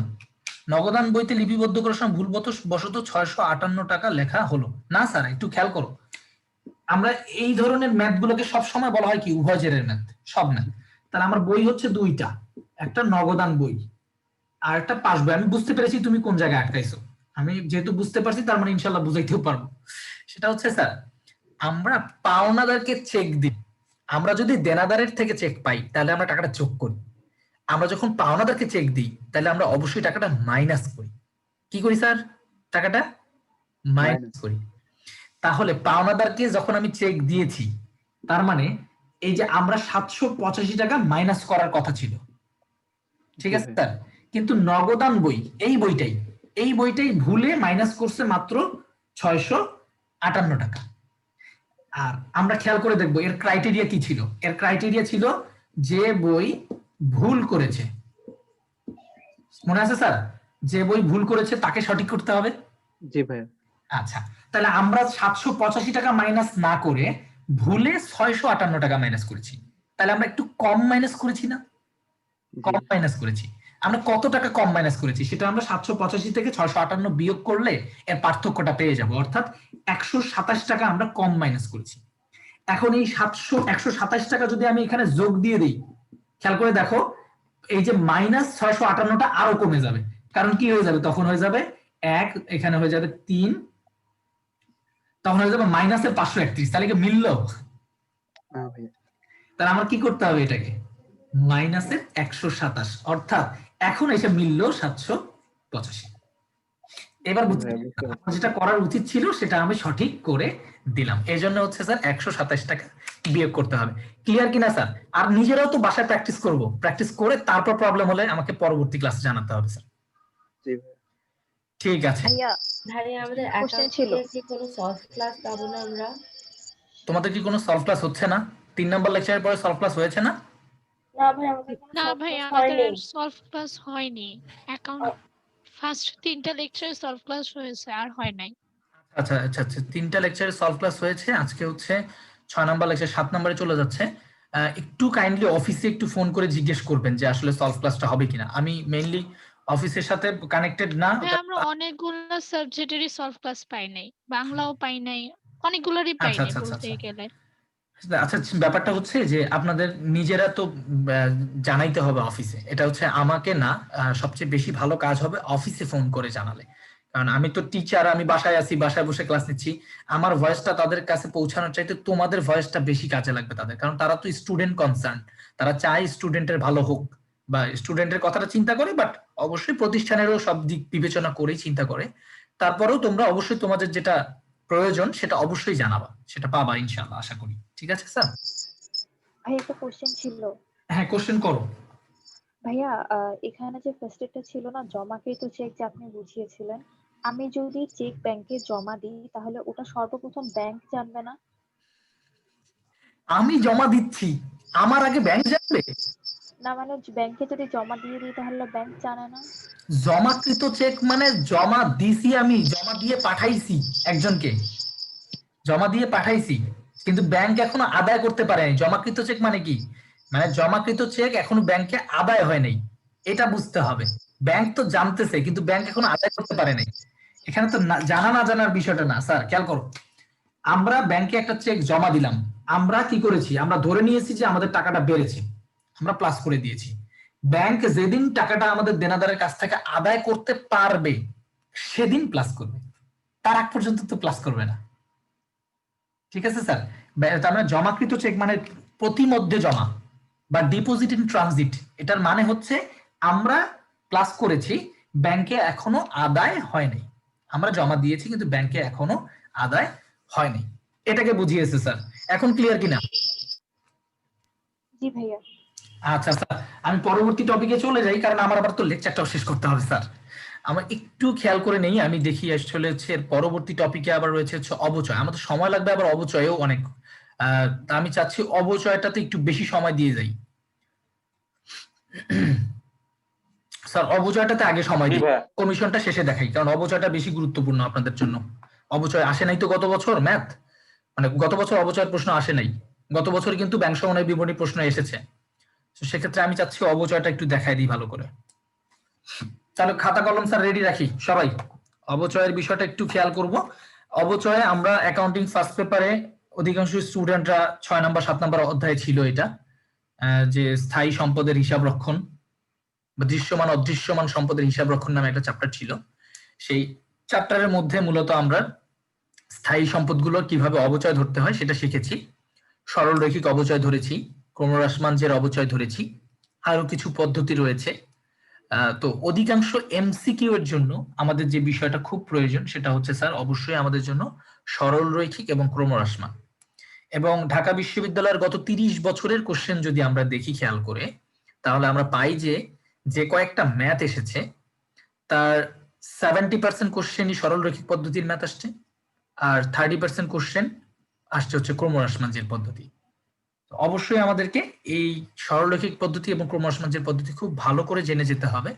এর সাথেও কিছু এক্সট্রা পয়েন্টের প্রশ্ন আসে, সেটা হচ্ছে স্যার সম্পত্তি বিক্রয়জনিত লাভ বা ক্ষতি নির্ণয়ের ম্যাথ। So, আমি চাচ্ছি তোমরা এই বিষয়টা একদম ক্লিয়ার থাকো, সম্পত্তি বিক্রয় লাভ বা ক্ষতি নির্ণয়ের ম্যাথটা কিভাবে শেখা যায়। আমি সেটা চেষ্টা করব, মূলত বোর্ডে আমি ম্যাথটা করিয়ে দিব, তোমরা জাস্ট দেখবা, দেখে বোঝার চেষ্টা করবা, এবং নিজেরা যখন বাসায় করবা আমি যে সূত্রগুলো লিখবো সে অনুযায়ী যেন ম্যাথ করার চেষ্টা করি। আশা করছি তাহলে জিনিসটা সহজ হবে, না হলে এটা আসলে 5 ঘন্টা পড়লেও কখনো শেষ হবে না। আর যারা অবচয় একদমই কলেজে শিখি নাই তাদের জন্য তুলনামূলক একটু কষ্ট হয়ে যাবে, কারণ আমরা স্বাভাবিকভাবে ধরেই নিব যে 1 লক্ষ টাকার একটা মেশিন 20% অবচয় করতে বললে 20,000 টাকা অবচয়, এটা আমরা জানি। তো আমি সে অনুযায়ী কিন্তু পড়াবো। তাহলে সেক্ষেত্রে স্যার আমি এখন অবচয়টা নিয়ে আগে আলোচনা করে দিই। আমরা যারা খাতায় লিখতেছি তারা খাতা রেডি রাখি, খাতায় একটু লিখে রাখবো যে অবচয় সংক্রান্ত বিষয়গুলোর প্রথমেই যে বিষয়টা আমাদের কাজে লাগবে, স্যার প্রথমেই যে বিষয়টা আমাদের কাজে লাগবে সেই বিষয়টা একটু খেয়াল করব। আচ্ছা স্যার, অবচয় আমরা প্রথমে আগে একটু অবচয়ের কিভাবে অবচয় নির্ণয় করি সেটা একটু দেখি। স্বাভাবিকভাবে আমরা অবচয় নির্ণয় করি, যারা জানি না তাদের উদ্দেশ্যেও বলছি, তারা ক্লাসটা করো, আশা করছি 15-20 মিনিটের মধ্যে সূত্রগুলো শিখলে সব পারবা ইনশাআল্লাহ। তো আমরা অবচয় জিনিসটাকে নির্ণয় করি কিভাবে। অবচয়টা হচ্ছে মেশিনের অবচয়যোগ্য মূল্য, মেশিনের অবচয়যোগ্য মূল্যকে অবচয়ের হার দিয়ে গুণ করলে অবচয় বের হয়। অর্থাৎ মেশিনের বা যন্ত্রপাতির বা সম্পদের, আমি আপাতত মেশিনকে নিলাম এক্সাম্পল হিসাবে, মেশিনের অবচয়যোগ্য মূল্য, অবচয়যোগ্য মূল্য ইনটু অবচয়ের হার, অবচয় হার। স্যার একটা এক্সাম্পল দিলেই বুঝে যাব আমরা, সেটা হচ্ছে স্যার আমরা ধরে নিচ্ছি আমাদের মেশিনের ক্রয় মূল্য 1 লক্ষ টাকা, সংস্থাপন ব্যয় 20,000 টাকা, তাহলে অবশ্যই স্যার মেশিনের অবচয়যোগ্য মূল্য হচ্ছে 1,20,000 টাকা। যদি প্রশ্নে ভগ্নাবশেষ মূল্য দেওয়া থাকে, অর্থাৎ মেশিনটা ভাঙরি বুঝো তো, ব্যবহার করার পর একদম শেষ হয়ে গেছে, সেই ভাঙরিটা যদি বিক্রি করি, ভাঙরি বিক্রি করে কত টাকা পাবো সেটাকে বলা হয় ভগ্নাবশেষ মূল্য। স্যার ভগ্নাবশেষ মূল্য যখন আমরা নির্ণয় পাবো, সেটা যদি সরলরৈখিক পদ্ধতি হয় তাহলে অবশ্যই অবচয়যোগ্য মূল্য নির্ণয়ের সময় সেই ভগ্নাবশেষ মূল্যটা মাইনাস করে দিতে হয়। এইটুক পয়েন্ট শুধু মনে রাখতে হবে, আমি লিখে দিব সেটাও। একটা এক্সাম্পল আগে বলে নেই, যে আমার মেশিনের ক্রয় মূল্য 1 লক্ষ টাকা এবং সংস্থাপন ব্যয় 20,000 টাকা, তার মানে টোটাল মেশিনের মূল্য হচ্ছে 1,20,000। অবচয়ের হার যদি 10% হয় তাহলে অবশ্যই অবচয় হবে কত টাকা স্যার? 12,000 টাকা। আমরা এভাবে মূলত অবচয়গুলো নির্ণয় করে থাকতাম, কলেজেও বের করতাম এভাবে, আর্থিক বিবরণীর ম্যাথ করতাম, সেখানেও আমাদের সম্পত্তির অবচয় থাকতো, সেখানে আমরা এভাবে মূলত কাজগুলো করে থাকতাম। স্যার তাহলে অবচয় নির্ণয় করার সূত্র হচ্ছে অবচয়যোগ্য মূল্য ইনটু অবচয়ের হার, এটা একটা সূত্র রয়েছে। আর একটা সূত্র সেটা হচ্ছে সরল রৈখিকের ক্ষেত্রে কাজে লাগে, সরল রৈখিকের ক্ষেত্রে কাজে লাগে, সেটা হচ্ছে মূলত এটা স্যার সরল রৈখিকের ক্ষেত্রে কাজে লাগে অবচয় নির্ণয় করার ক্ষেত্রে, কারণ সরল রৈখিকে প্রত্যেক বছরের অবচয় সমান হয়। অবচয় ইকুয়াল টু অবচয়যোগ্য মূল্য, অবচয়যোগ্য মূল্য ডিভাইডেড বাই আয়ুষ্কাল, আয়ুষ্কাল, আয়ুষ্কাল, অবচয়যোগ্য মূল্য ডিভাইডেড বাই আয়ুষ্কাল। এটা স্যার একটু খেয়াল রাখতে হবে, এটা সরল রৈখিকের ক্ষেত্রে কাজে লাগবে, এটা কিন্তু ক্রমহ্রাসমান জেরে খাটবে না বা অন্য কোথাও খাটবে না, এটা শুধুমাত্র খাটবে কোথায়? সরল রৈখিকের ক্ষেত্রে। এভাবে অবচয় নির্ণয় করা যায়, আবার এভাবে তো সবগুলো পদ্ধতিতেই অবচয় নির্ণয় করা যাবে, যদি আমরা সরল রৈখিক ক্রমহ্রাসমান যেটাই বলি না কেন, এটা অবচয়ের হার দিয়ে গুণ করলে আমরা অবচয় পেয়ে যাব। তাহলে অবচয়ের দুটা সূত্র লিখলাম স্যার প্রথমে, একটা হচ্ছে অবচয় হচ্ছে মেশিনের অবচয়যোগ্য মূল্য ইনটু অবচয়ের হার, আর একটা হচ্ছে স্যার অবচয়যোগ্য মূল্য ডিভাইডেড বাই আয়ুষ্কাল। একটু দ্রুত লিখে ফেলবো স্যার। তাহলে আমাদের এখন এখানে যে বিষয়টা ডিউতে 3-4 বার আসছে অবচয়ের হার নির্ণয়ের কোশ্চেনটা, তাহলে অবচয়ের হার নির্ণয়ের কোশ্চেনটা আমরা একটু খেয়াল করবো। অবচয়ের হার কিভাবে নির্ণয় হয়, লেখা হয়েছে স্যার? না ভাইয়া, লেখা জি হয়নি। ভাইয়া। লিখেছি ভাইয়া। যে লিখতেছো না সে যদি না লিখো তাহলে আলাদা বিষয়, কিন্তু যে লিখতেছো কিন্তু লেখা হয়নি তাকে বলবো লিখে নাও দ্রুত। আমার ক্লাসও কিন্তু টাইমলি শেষ করতে হবে, কারণ 12টার মধ্যে আমার আরেকটা ব্যাচ রয়েছে, এবং আমি জানি না ওই ব্যাচে মনে হয় আমার লেকচার 6 আজকে। ওখানেও লেকচার 6এও কিন্তু যথেষ্ট কঠিন ছিল, এবং লেকচার 6, 7, 8, 9, 10 এই সবগুলো লেকচারই কিন্তু স্যার ম্যাথমেটিক্যাল লেকচার, সবগুলো লেকচারই হচ্ছে ম্যাথমেটিক্যাল লেকচার, এবং এই লেকচারগুলো একটু মনোযোগ সহকারে ম্যাথগুলো অবশ্যই ঢাকা বিশ্ববিদ্যালয়ের যে প্রশ্নগুলো দেয়া রয়েছে সেটা লেকচার শিটে হোক বা বই হোক, আমাদের যেখান থেকেই পারো অবশ্যই প্র্যাকটিস করে যাবা। ঢাকা ভার্সিটি কোশ্চেন অবশ্যই দেওয়া আছে, তো সেই কোশ্চেনগুলো প্র্যাকটিস করে যাও। আর একটা সুখের বিষয় সেটা হচ্ছে স্যার, গত বছর যে 12টা কোশ্চেন এসেছে ঢাকা বিশ্ববিদ্যালয়ের, 12টার মধ্যে 8টা কোশ্চেন, 8টা 9টা কোশ্চেনই আসছে হচ্ছে স্যার প্রথম 5টা লেকচার থেকে। আর পরবর্তী যে কোশ্চেন গুলো আছে সেগুলো হচ্ছে 3-4টা কোশ্চেন আসছে হচ্ছে পরবর্তী 5টা লেকচার থেকে, সেটা হচ্ছে 6 থেকে 10 নাম্বার লেকচার, যেহেতু এটা ম্যাথমেটিক্যাল বেস লেকচার। কারণ পরীক্ষায় কিন্তু ম্যাথমেটিক্যাল বেসটা তুলনামূলক কম আসে, ঠিক আছে? যেমন 12টা কোশ্চেনের মধ্যে ম্যাথ ছিল 3-4টা, 8টা কোশ্চেনই কিন্তু থিওরিটিক্যাল বেস ছিল। তাহলে সেক্ষেত্রে আমাকে ওইভাবে চিন্তা করতে হবে যে আমি প্রথম 5টা লেকচার যেন আবার ছেড়ে না যাই। হ্যাঁ, প্রথম 5টা লেকচার থিওরিটিক্যাল বেস হলেও খুবই স্ট্রং এই প্রথম 5টা লেকচার বেসটা, এবং এটা খুবই ভালো করে জানা থাকতে হবে তোমাদেরকে। তাহলে স্যার যারা রিভিশন এখনো দেন নাই, বাসায় অবশ্যই রিভিশন দিবেন প্রথম 5টা লেকচার। তারপর নিজের মন মানসিকতা সেট আপ করবেন যে 6 থেকে 10-এর লেকচারে যত ম্যাথ আছে যাই আসুক না কেন আমি যেন সব পারি। এভাবে স্যার আশা করছি লেখা হয়ে গেছে। আমি লেখা হওয়ার জন্য ওয়েট করলাম, গল্পও করলাম। এখন 3 নাম্বার যে সূত্রটা আমি লিখাই দিব, সেই সূত্রটা হচ্ছে স্যার অবচয়ের হার দিয়ে আমরা যেহেতু অবচয় নির্ণয় করি, তো অবচয়ের হার নির্ণয় করার সরলরৈখিক পদ্ধতির একটা সূত্র রয়েছে, আর ক্রমহ্রাসমানজের পদ্ধতির একটা সূত্র রয়েছে। অবচয়ের হার হচ্ছে স্যার 100% কথাটাকে যদি আমি আয়ুষ্কাল দিয়ে ভাগ করি, তাহলে আমাদের সরলরৈখিকের ক্ষেত্রে অবচয়ের হার বের হয়ে যাবে। এটা 3 নাম্বার সূত্র হিসেবে আমরা লিখে রাখবো স্যার। সরলরৈখিক পদ্ধতিতে অবচয়ের হার নির্ণয়ের সূত্র হচ্ছে 100% ডিভাইডেড বাই আয়ুষ্কাল, সহজে বের হয়ে গেল। কিন্তু এই জিনিসটাই 3 নাম্বার সূত্রেই যদি আমি আরেকবার অবচয়ের হার বের করি ক্রমহ্রাসমান জেরের ক্ষেত্রে, অবচয় হার সেটা হচ্ছে স্যার 100% ডিভাইডেড বাই আয়ুষ্কাল। স্যার আগে যখন ক্যালকুলেটর ছিল তখন ক্রমহ্রাসমান জেরের অবচয় হারের একটা রুট ওভারের একটা সূত্র ছিল, আমার যদিও মুখস্থ থাকে না, ওই রুট ওভারের সূত্রটা কাজে লাগতো, কিন্তু এখন সেটা কাজে লাগবে না। এখন কনফিডেন্টলি এই সূত্র ইউজ করতে পারবো আমরা, এবং এই সূত্রের ব্যবহারই করা হচ্ছে আধুনিক বইগুলোতে। মানে রিসেন্ট যে বইগুলো তাদের মানে হচ্ছে তাদেরকে আপডেট করে ফেলছে, তারা এই সূত্রটাই ব্যবহার করতেছে, 100% ডিভাইডেড বাই আয়ুষ্কাল ইনটু 2। অর্থাৎ অবচয়ের হার নির্ণয় করতে গেলে যদি আমাদের ক্রমহ্রাসমান জের পদ্ধতি হয়, ক্রমহ্রাসমান জের পদ্ধতি যদি হয়ে থাকে, তাহলে আমাদের সূত্রটা হচ্ছে 100% ডিভাইডেড বাই আয়ুষ্কাল ইনটু 2।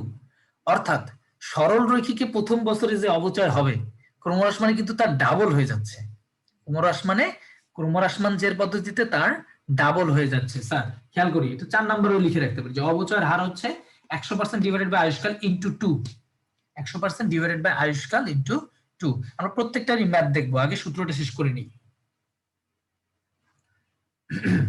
এটাকে কি করতে হবে স্যার, ক্রমহ্রাসমান জের পদ্ধতিতে এই সূত্রটা ব্যবহার হবে যে 100% ডিভাইডেড বাই আয়ুষ্কাল ইনটু 2। তাহলে অবচয় হার নির্ণয়ের সূত্রগুলো আমরা পেয়ে গেলাম। তোমরা এর পরবর্তীতে আমাদের যে সূত্রটা লিখে নেই, তারপর খাতায় দেখে দেখে আমরা ঢাকা বিশ্ববিদ্যালয়ের সব কোশ্চেনগুলো অ্যান্সার করার চেষ্টা করব।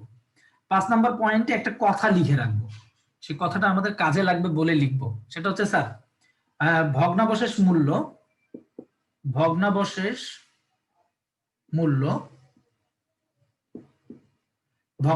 মূল্য বা ধ্বংসাবশেষ মূল্য, হ্যাঁ, বা ভাঙড়ি মূল্য, যে মূল্যই বলি না কেন, এই মূল্যটা ক্রমহ্রাসমান জের পদ্ধতিতে বিবেচনা করা হয় না, অর্থাৎ মাইনাস করতে হয় না। ক্রমহ্রাসমান জের তার মানে অন্যান্য পদ্ধতিতে মাইনাস করতে হয়, কিন্তু ভগ্নাবশেষ মূল্য ক্রমহ্রাসমান জের পদ্ধতিতে বিবেচনা করা হয় না।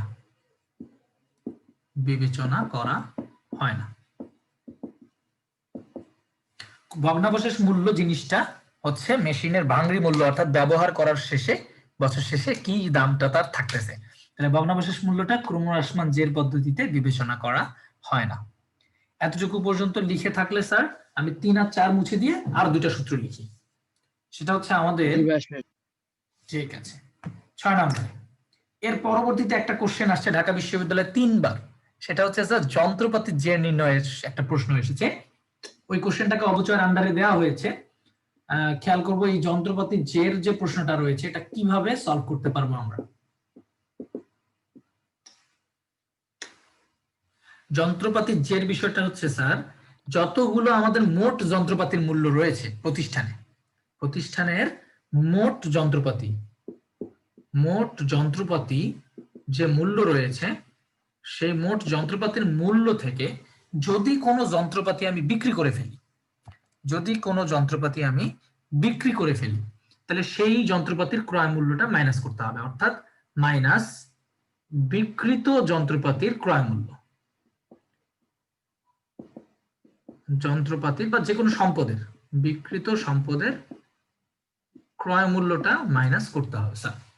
মোট যন্ত্রপাতির জের মাইনাস বিক্রিত যন্ত্রপাতির ক্রয় মূল্য, মোট যন্ত্রপাতি মাইনাস বিক্রিত যন্ত্রপাতির ক্রয় মূল্য। 6 নম্বরে এই পয়েন্টটা আমাদের কাজে লাগবে। এই ধরনের কোশ্চেনও ঢাকা বিশ্ববিদ্যালয়ে 3টা আছে, আমি সলভ করে দিব ইনশাল্লাহ। অধিকাংশ প্রশ্ন সলভ করে দিব, তারপর যতটুকু সলভ করা সম্ভব না আসলে বাসায় প্র্যাকটিস করতে হবে, সেটা অবশ্যই স্যার বাসায় আমরা প্র্যাকটিস করব, সবাই বাসায় প্র্যাকটিস করে তারপর আমি আবার জানাবো এখন অফিসে যে তোমাদের সলভ ক্লাস নেওয়া উচিত ছিল কিনা। যদি বলে যে নেওয়া দরকার আছে, তাহলে আমি পরবর্তী ক্লাস যে ভাই নিবে বা আমি যদি আসি কোনো কারণে, তাহলে আমি সলভ ক্লাসই রেখে দিব, সমস্যা নেই। মোস্ট ইম্পর্টেন্ট কোশ্চেন তোমাদের পরীক্ষায় আসার মতো, 7 নাম্বার কোশ্চেন, 7 নাম্বার সূত্র পরীক্ষায় আসার মতো, সেটা হচ্ছে কোন সম্পত্তি বিক্রয়জনিত লাভ বা ক্ষতি নির্ণয়। সম্পত্তি বিক্রয়জনিত লাভ বা ক্ষতি নির্ণয়। তাহলে সম্পত্তি বিক্রয়জনিত লাভ বা ক্ষতি ইকুয়াল টু, মনে রাখতে হবে, সম্পত্তি বিক্রয়জনিত লাভ বা ক্ষতি ইকুয়াল টু, সূত্রটা হচ্ছে উক্ত সম্পত্তির বিক্রয় মূল্য, উক্ত সম্পত্তির বিক্রয় মূল্য মাইনাস পুস্তক মূল্য বা বহিমূল্য। পুস্তক মূল্য বা বহিমূল্য। স্যার আমরা অনেকেই জানি, এই কথাটা শুনেছি পুস্তক মূল্যের নামটা, যে পুস্তক মূল্য হচ্ছে একটা সম্পত্তির ক্রয় মূল্য থেকে যদি আমরা পুঞ্জীভূত অবচয় বাদ দেই, তাহলে আমরা পুস্তক মূল্য পেয়ে যাই। তাহলে অবশ্যই আমাদেরকে জেনে রাখতে হবে 8 নম্বরে পুস্তক মূল্য তৈরি করার সূত্রটা। পুস্তক মূল্য জেনে রাখতে হবে অবশ্যই স্যার। পুস্তক মূল্য হচ্ছে সম্পত্তির ক্রয় মূল্য, সম্পত্তির ক্রয় মূল্য মাইনাস পুঞ্জীভূত অবচয়। পুঞ্জীভূত অবচয়। স্যার যারা লিখতেছেন না তারা ঘোড়ার ডিম শিখবেন, সোজা কথা আমার, ঠিক আছে স্যার?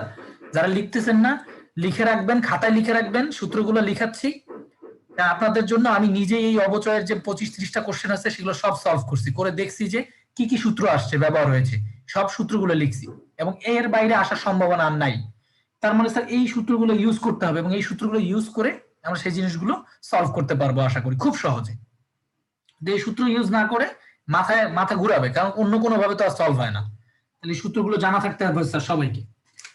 আর অবশ্যই স্যার পুঞ্জীভূত অবচয় কিভাবে নির্ণয় করা হয় সেটা যেন আমরা জেনে থাকি। সেটা হচ্ছে একটা মেশিন বা সম্পত্তি যত দিন ব্যবহার করা হয়েছে, যত বছর ব্যবহার করা হয়েছে, তার সকল বছরের মোট অবচয়কে বলা হয় পুঞ্জীভূত অবচয়। একটা সম্পত্তি যত বছর ব্যবহার করা হয়েছে তার মোট অবচয় কে বলা হয় পুঞ্জীভূত অবচয়। এটা খেয়াল রাখতে হবে স্যার, যে পুস্তক মূল্য হচ্ছে ক্রয় মূল্য মাইনাস পুঞ্জীভূত অবচয়, এবং পুঞ্জীভূত অবচয় হচ্ছে একটি সম্পত্তি যত বছর ব্যবহার করা হয়েছে তার মোট অবচয়। স্যার লেখা হয়েছে কিনা দেখি, রেসপন্স করেন, কতজন লেখা হয়েছে দেখি। লিখেছি জি ভাইয়া। ভাইয়া লিখেছি। ভাইয়া লিখেছি। 3 জন, 4 জন, হ্যাঁ ভাইয়া লিখেছি। 5 জন, লেখা হয়েছে ভাইয়া। 6 জন, আর কি ক্লাসে ভাইয়া। আমার কথা বলতে হবে ক্লাসে। হ্যাঁ 70 জন ক্লাসে কথা বলতে হবে।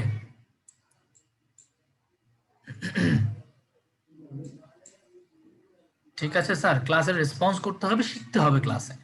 আর অবশ্যই আমাদের লেকচার শিটে যে পয়েন্টগুলো লেখা রয়েছে এগুলো অবশ্যই আমরা স্যার রিডিং করব। আমার দায়িত্ব যেটা রয়েছে সেটা হচ্ছে আপনাদেরকে অবশ্যই ম্যাথমেটিক্যাল জায়গাগুলো থেকে বিপদ উদ্ধার করার জন্য সে উদ্ধার করে দেওয়ার চেষ্টা করি, যে কি ধরনের ম্যাথগুলো ঢাকা বিশ্ববিদ্যালয়ে এসেছে সেটা তোমাদেরকে দেখিয়ে মূলত সলভ কিভাবে করতে হয় এই বিষয়গুলো সেগুলো আলোচনা করব স্যার। গাণিতিক সমস্যা যেগুলো রয়েছে এগুলো যেহেতু অ্যান্সার দেয়া রয়েছে এগুলো তোমরা দেখে দেখে ম্যাথগুলো সলভ করবা। আমি একদম ঢাকা বিশ্ববিদ্যালয়ের যে ম্যাথগুলো রয়েছে সেই ম্যাথগুলো থেকে কিছু কোশ্চেন যেগুলো ক্যালকুলেটর ছাড়াই সলভ করা যায় সেটা করব, কারণ এখন যে কোশ্চেনগুলো আসতেছে মোটামুটি ওগুলো ক্যালকুলেটর ছাড়াই সলভ করা যায়, এই ধরনের ম্যাথই আসে, সেই অনুযায়ী আর কি মূলত তোমাদেরকে আমি সলভ করাই দিব। তারপরেও প্রবলেম থাকলে অবশ্যই সলভ ক্লাসে তোমরা সলভ করে নিবা ইনশাআল্লাহ।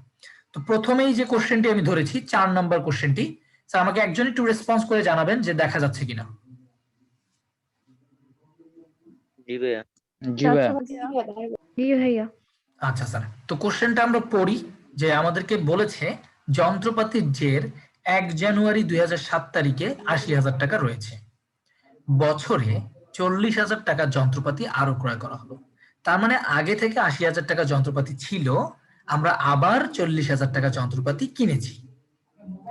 যন্ত্রপাতি যার ক্রয় মূল্য ছিল 20,000 টাকা, পুঞ্জীভূত অবচয় ছিল 5,000 টাকা, সেটা বিক্রি করা হলো 13,000 টাকায়। 2007 সালে 30শে নভেম্বর যন্ত্রপাতির জের কত টাকা? স্যার এই কোশ্চেনটা এই সূত্র ছাড়া আপনারা সবাই জগা খিচুড়ি পাকাবেন। সেটা হচ্ছে এই যে অপুঞ্জীভূত অবচয় লেখা আছে, বিক্রি করা হয়েছে, উল্টাপাল্টা করে ফেলবেন, কিন্তু খেয়াল রাখবেন কনফিডেন্টলি আমার মোট যন্ত্রপাতি কত টাকা। আমার আগে ছিল 80,000 টাকা, আবার কিনছি কত টাকা? 40,000 টাকা। তার মানে আমার অবশ্যই মোট যন্ত্রপাতি হচ্ছে 1,20,000 টাকা। এখান থেকে আমি মাইনাস করব বিক্রিত যন্ত্রপাতির ক্রয় মূল্য, শুধু একটা পয়েন্ট মাইনাস করব, যে যন্ত্রপাতিটা বিক্রি করেছি সেই যন্ত্রপাতিটার ক্রয় মূল্য কত টাকা। খেয়াল করে দেখেন, যন্ত্রপাতি যার ক্রয় মূল্য 20,000 টাকা, পুঞ্জীভূত অবচয় 5,000, সেটা বিক্রি করা হয়েছে 13,000 টাকা। তার মানে এই যন্ত্রপাতিটা আমরা বিক্রি করেছি, এই বিক্রিত যন্ত্রপাতির ক্রয় মূল্য কত টাকা। স্যার তাহলে অ্যান্সারটা একটু চিন্তা করেন কি হবে, একটু অ্যান্সারটা চিন্তা করেন।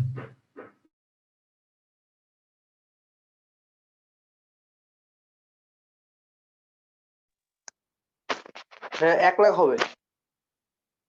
হ্যাঁ 1 লাখ।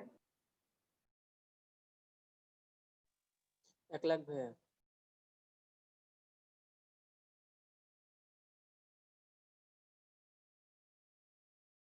আচ্ছা স্যার, স্যার তাহলে ঠিক আছে, আমরা বুঝতে পেরেছি যে আসলে এই সূত্রটা দিয়ে কি জগা খিচুড়ি পাকাবা এখন, নাকি বুঝতে পারবা জিনিসটা? না ভাইয়া বুঝতে পারছি। বুঝতে পারবো ভাইয়া। আচ্ছা, দুইজন শুধু বুঝতে পারছে, বুঝছি। রেসপন্স কম হয়েছে, দাঁড়ান আরেকটা দেখাচ্ছি, আরেকটা দেখালে আশা জি করছি ভাইয়া বুঝতে পারছি। রেসপন্সটা ভালো হবে। আচ্ছা স্যার, এই যে এই কোশ্চেনটা একটু খেয়াল করি এবং অ্যান্সারটা আপনারা বলবেন। 11 নম্বর কোশ্চেনটা, যন্ত্রপাতি সংক্রান্ত উপাত্ত রয়েছে 1 জুলাই 1998 সালের যন্ত্রপাতির জের হচ্ছে 50,000, অর্থাৎ আগে থেকে 50,000 টাকা যন্ত্রপাতি রয়েছে, বছরের যন্ত্রপাতি ক্রয় হচ্ছে 80,000 টাকা। তাহলে মোট যন্ত্রপাতি কত দাঁড়াচ্ছে? 50,000 আর 80,000। স্যার মোট যন্ত্রপাতি হচ্ছে 1,30,000 টাকা। মোট যন্ত্রপাতি হচ্ছে 1,30,000 টাকা। তারপর এবার বলেছে স্যার যন্ত্রপাতি যার ক্রয় মূল্য 25,000 টাকা, যার অবচয় সঞ্চিতি 5,000 টাকা, বিক্রি করা 1,05,000 টাকা। অনেক কথা বলছে স্যার, এসব আমাদের প্রয়োজন নাই। আমাদের স্যার সোজা কথা মাইনাস করতে হবে শুধুমাত্র বিক্রিত যন্ত্রপাতি 1,05,000 টাকা ভাইয়া। 1,05,000 জি টাকা। ভাই 1,05,000 টাকা হচ্ছে অ্যান্সার। স্যার আমি একটু এবার অন্তত পক্ষে 10-15 জনের কাছে রেসপন্স শুনবো যে বুঝছি কিনা, ইয়েস অর নো, আমাকে জানান আনমিউট করে, আমি শুনবো রেসপন্স। বুঝছি জি ভাইয়া। স্যার। জি ভাইয়া বুঝছি। না ভাইয়া আমি বুঝি নাই। কষ্ট করে বুঝাবো, তোমরা কিছু রেসপন্স করবে না, তাহলে তো হইলো না। আমি শিখাইতে পারলাম কিনা বুঝবো কিভাবে? ঠিক আছে স্যার, আপনাদেরকে বুঝি নাই। বুঝি নাই, বুঝি নাই স্যার। এই যে এই সূত্রের মধ্যে মান বসিয়ে দিব আমরা, যে মোট যন্ত্রপাতি কত আছে, অর্থাৎ যন্ত্রপাতি খতিয়ানকে একটা নির্দেশ করতেছে আমার এটা, যে আমার আগে থেকে যন্ত্রপাতির জের ছিল 50,000 টাকা, যন্ত্রপাতি ক্রয় করেছি 80,000 টাকা, অর্থাৎ আমার কাছে মোট 1,30,000 টাকা যন্ত্রপাতি আছে। যন্ত্রপাতি খতিয়ানটা চিন্তা করি, তাহলে যদি কোনো যন্ত্রপাতি বিক্রি করি শুধুমাত্র ওর ক্রয় মূল্যটাই ওই খতিয়ান থেকে বাদ দিতে হয়। অ্যাকচুয়ালি ওই হিসাব করে এই সূত্রটা বানিয়েছি আমি, যে যন্ত্রপাতি জের যদি বের করতে বলে তাহলে আমরা মোট যন্ত্রপাতির টাকাটা থেকে বিক্রিত যে যন্ত্রপাতি আছে তার ক্রয় মূল্যটা শুধু মাইনাস করব, বিক্রিত যন্ত্রপাতির ক্রয় মূল্যটা মাইনাস করবো। স্যার আমি একটু দরজাটা লক করে দিব, বাহির সাউন্ড আসতেছে।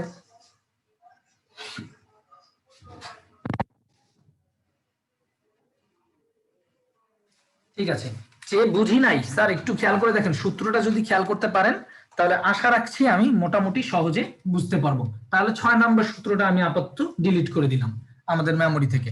এখন আমি অ্যান্সার করব 7 নাম্বার এবং 8 নাম্বার সূত্রের যে ম্যাথগুলো রয়েছে সেই ম্যাথগুলো কিভাবে সলভ করতে পারি উইদাউট ক্যালকুলেটর। আমি এই মুহূর্তে যে ম্যাথগুলো করা যায় দু একটা ম্যাথ দেখিয়ে দিচ্ছি। স্যার একটু খেয়াল করব, 14 নাম্বার কোশ্চেনটা একটু কঠিন হলেও মোটামুটি ক্যালকুলেটর ছাড়াই করা যায়। একটু খেয়াল করবো স্যার সবাই। এখানে লেখা রয়েছে 1990 সালে 1 জানুয়ারি তারিখে একটি মেশিন ক্রয় করা হয় যার মূল্য 1 লক্ষ টাকা, আয়ুষ্কাল 10 বছর, প্রতি বছরেই সমপরিমাণ অবচয় ধরা হয়, মানে সরলরৈখিক পদ্ধতিতে, সমপরিমাণ মানে সরলরৈখিক পদ্ধতিতে অবচয় ধরা হয়। তারপর সালটা বলেছে স্যার 1995 সালে, 90 সালে কিনেছি আর 1995 সালে 30 জুন তারিখে মেশিনটি বিক্রয় করা হয় 15,000 টাকায়। প্রশ্ন বলেছে এই মেশিন বিক্রির ফলে লাভ বা ক্ষতি কত টাকা হবে, এই মেশিন বিক্রির ফলে লাভ বা ক্ষতি কত টাকা হবে এটা বলেছে। স্যার একদম ডিরেক্টলি লাভ বা ক্ষতি বললে সাথে সাথে মাথায় চলে আসবে যে বিক্রয় মূল্য মাইনাস পুস্তক মূল্য, এই কথাটা মাথায় আসবে স্যার, বিক্রয় মূল্য মাইনাস পুস্তক মূল্য।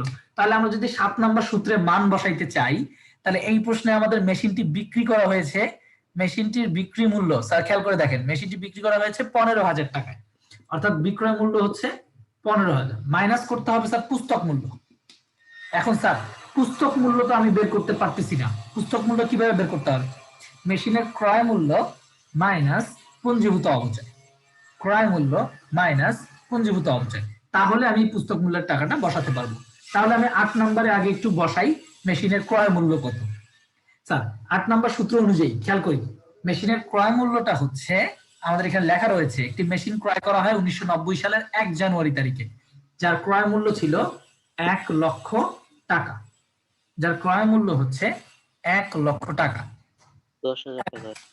একটু খেয়াল করি স্যার, 1 লক্ষ টাকা যেহেতু আয়ুষ্কাল 10 বছর, তার মানে স্বাভাবিকভাবে যারা আমরা অবচয় নির্ণয় করতে পারি, খেয়াল করে দেখো তাহলে 1 লক্ষকে 10 দিয়ে ভাগ করলে স্যার 10,000 টাকা হচ্ছে অবচয়। 1 লক্ষকে 10 দিয়ে ভাগ করলে 10,000 টাকা অবচয়, 1 বছরের অবচয়। কিন্তু আমাদের মাইনাস করতে হবে স্যার পুঞ্জীভূত অবচয়। পুঞ্জীভূত অবচয় মানে একটি মেশিন যত দিন ব্যবহার করা হয়েছে তার সবগুলা মোট অবচয়।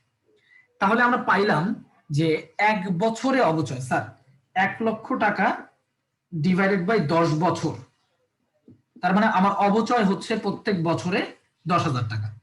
এবং মেশিনটি ব্যবহার করেছি 1990 সালের 1 জানুয়ারি থেকে 1995 সালের 30 জুন। তাহলে স্যার 90 সাল পুরোটাই ব্যবহার করেছি, 90, 91, 92, 93, 94 এবং 95 সালে কিন্তু পুরোটা ব্যবহার করি নাই, 95 সালের 30 জুন অর্থাৎ অর্ধেক ব্যবহার করেছি। তার মানে 5 বছর আর অর্ধেক বছর, তার মানে 5.5 বছর স্যার, সোজা কথা 5.5 বছর।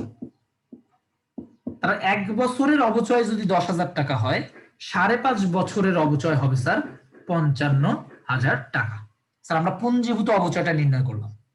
তাহলে আমরা যদি এখন ক্রয় মূল্য থেকে পুঞ্জীভূত অবচয়টা বাদ দেই, ক্রয় মূল্য থেকে যদি পুঞ্জীভূত অবচয় বাদ দেই তাহলে কিন্তু আমরা পুস্তক মূল্য পেয়ে যাচ্ছি। তাহলে 1 লক্ষ টাকা থেকে যদি আমি 55,000 টাকা বাদ দেই তাহলে আমার টাকা আসতেছে 45,000 টাকা, 45,000 টাকা। তাহলে স্যার এই যে পুস্তক মূল্যটা আমরা পাইলাম 8 নাম্বার সূত্র দিয়ে পুস্তক মূল্য পাইলাম, এটা এখন আমরা 7 নাম্বার সূত্রে যে বিক্রয় মূল্য মাইনাস পুস্তক মূল্য, তাহলে বিক্রয় মূল্য থেকে এখন আমাকে পুস্তক মূল্য বাদ দিতে হবে। এখন খেয়াল করে দেখি স্যার অ্যান্সার আসছে মাইনাসের 30,000, তার মানে বিক্রয়জনিত লাভ হয়েছে, ক্ষতি হয়েছে, তো ক্ষতি হয়েছে 30,000 টাকা।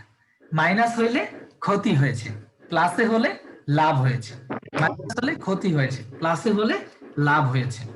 স্যার খেয়াল রাখবো যে এই অনুযায়ী এই সূত্রগুলো যারা খাতায় লিখেছি, আমি যেভাবে সলভ করলাম এই মেথডটা একটু মনে মনে অ্যাপ্লাই করার চেষ্টা করতে হবে।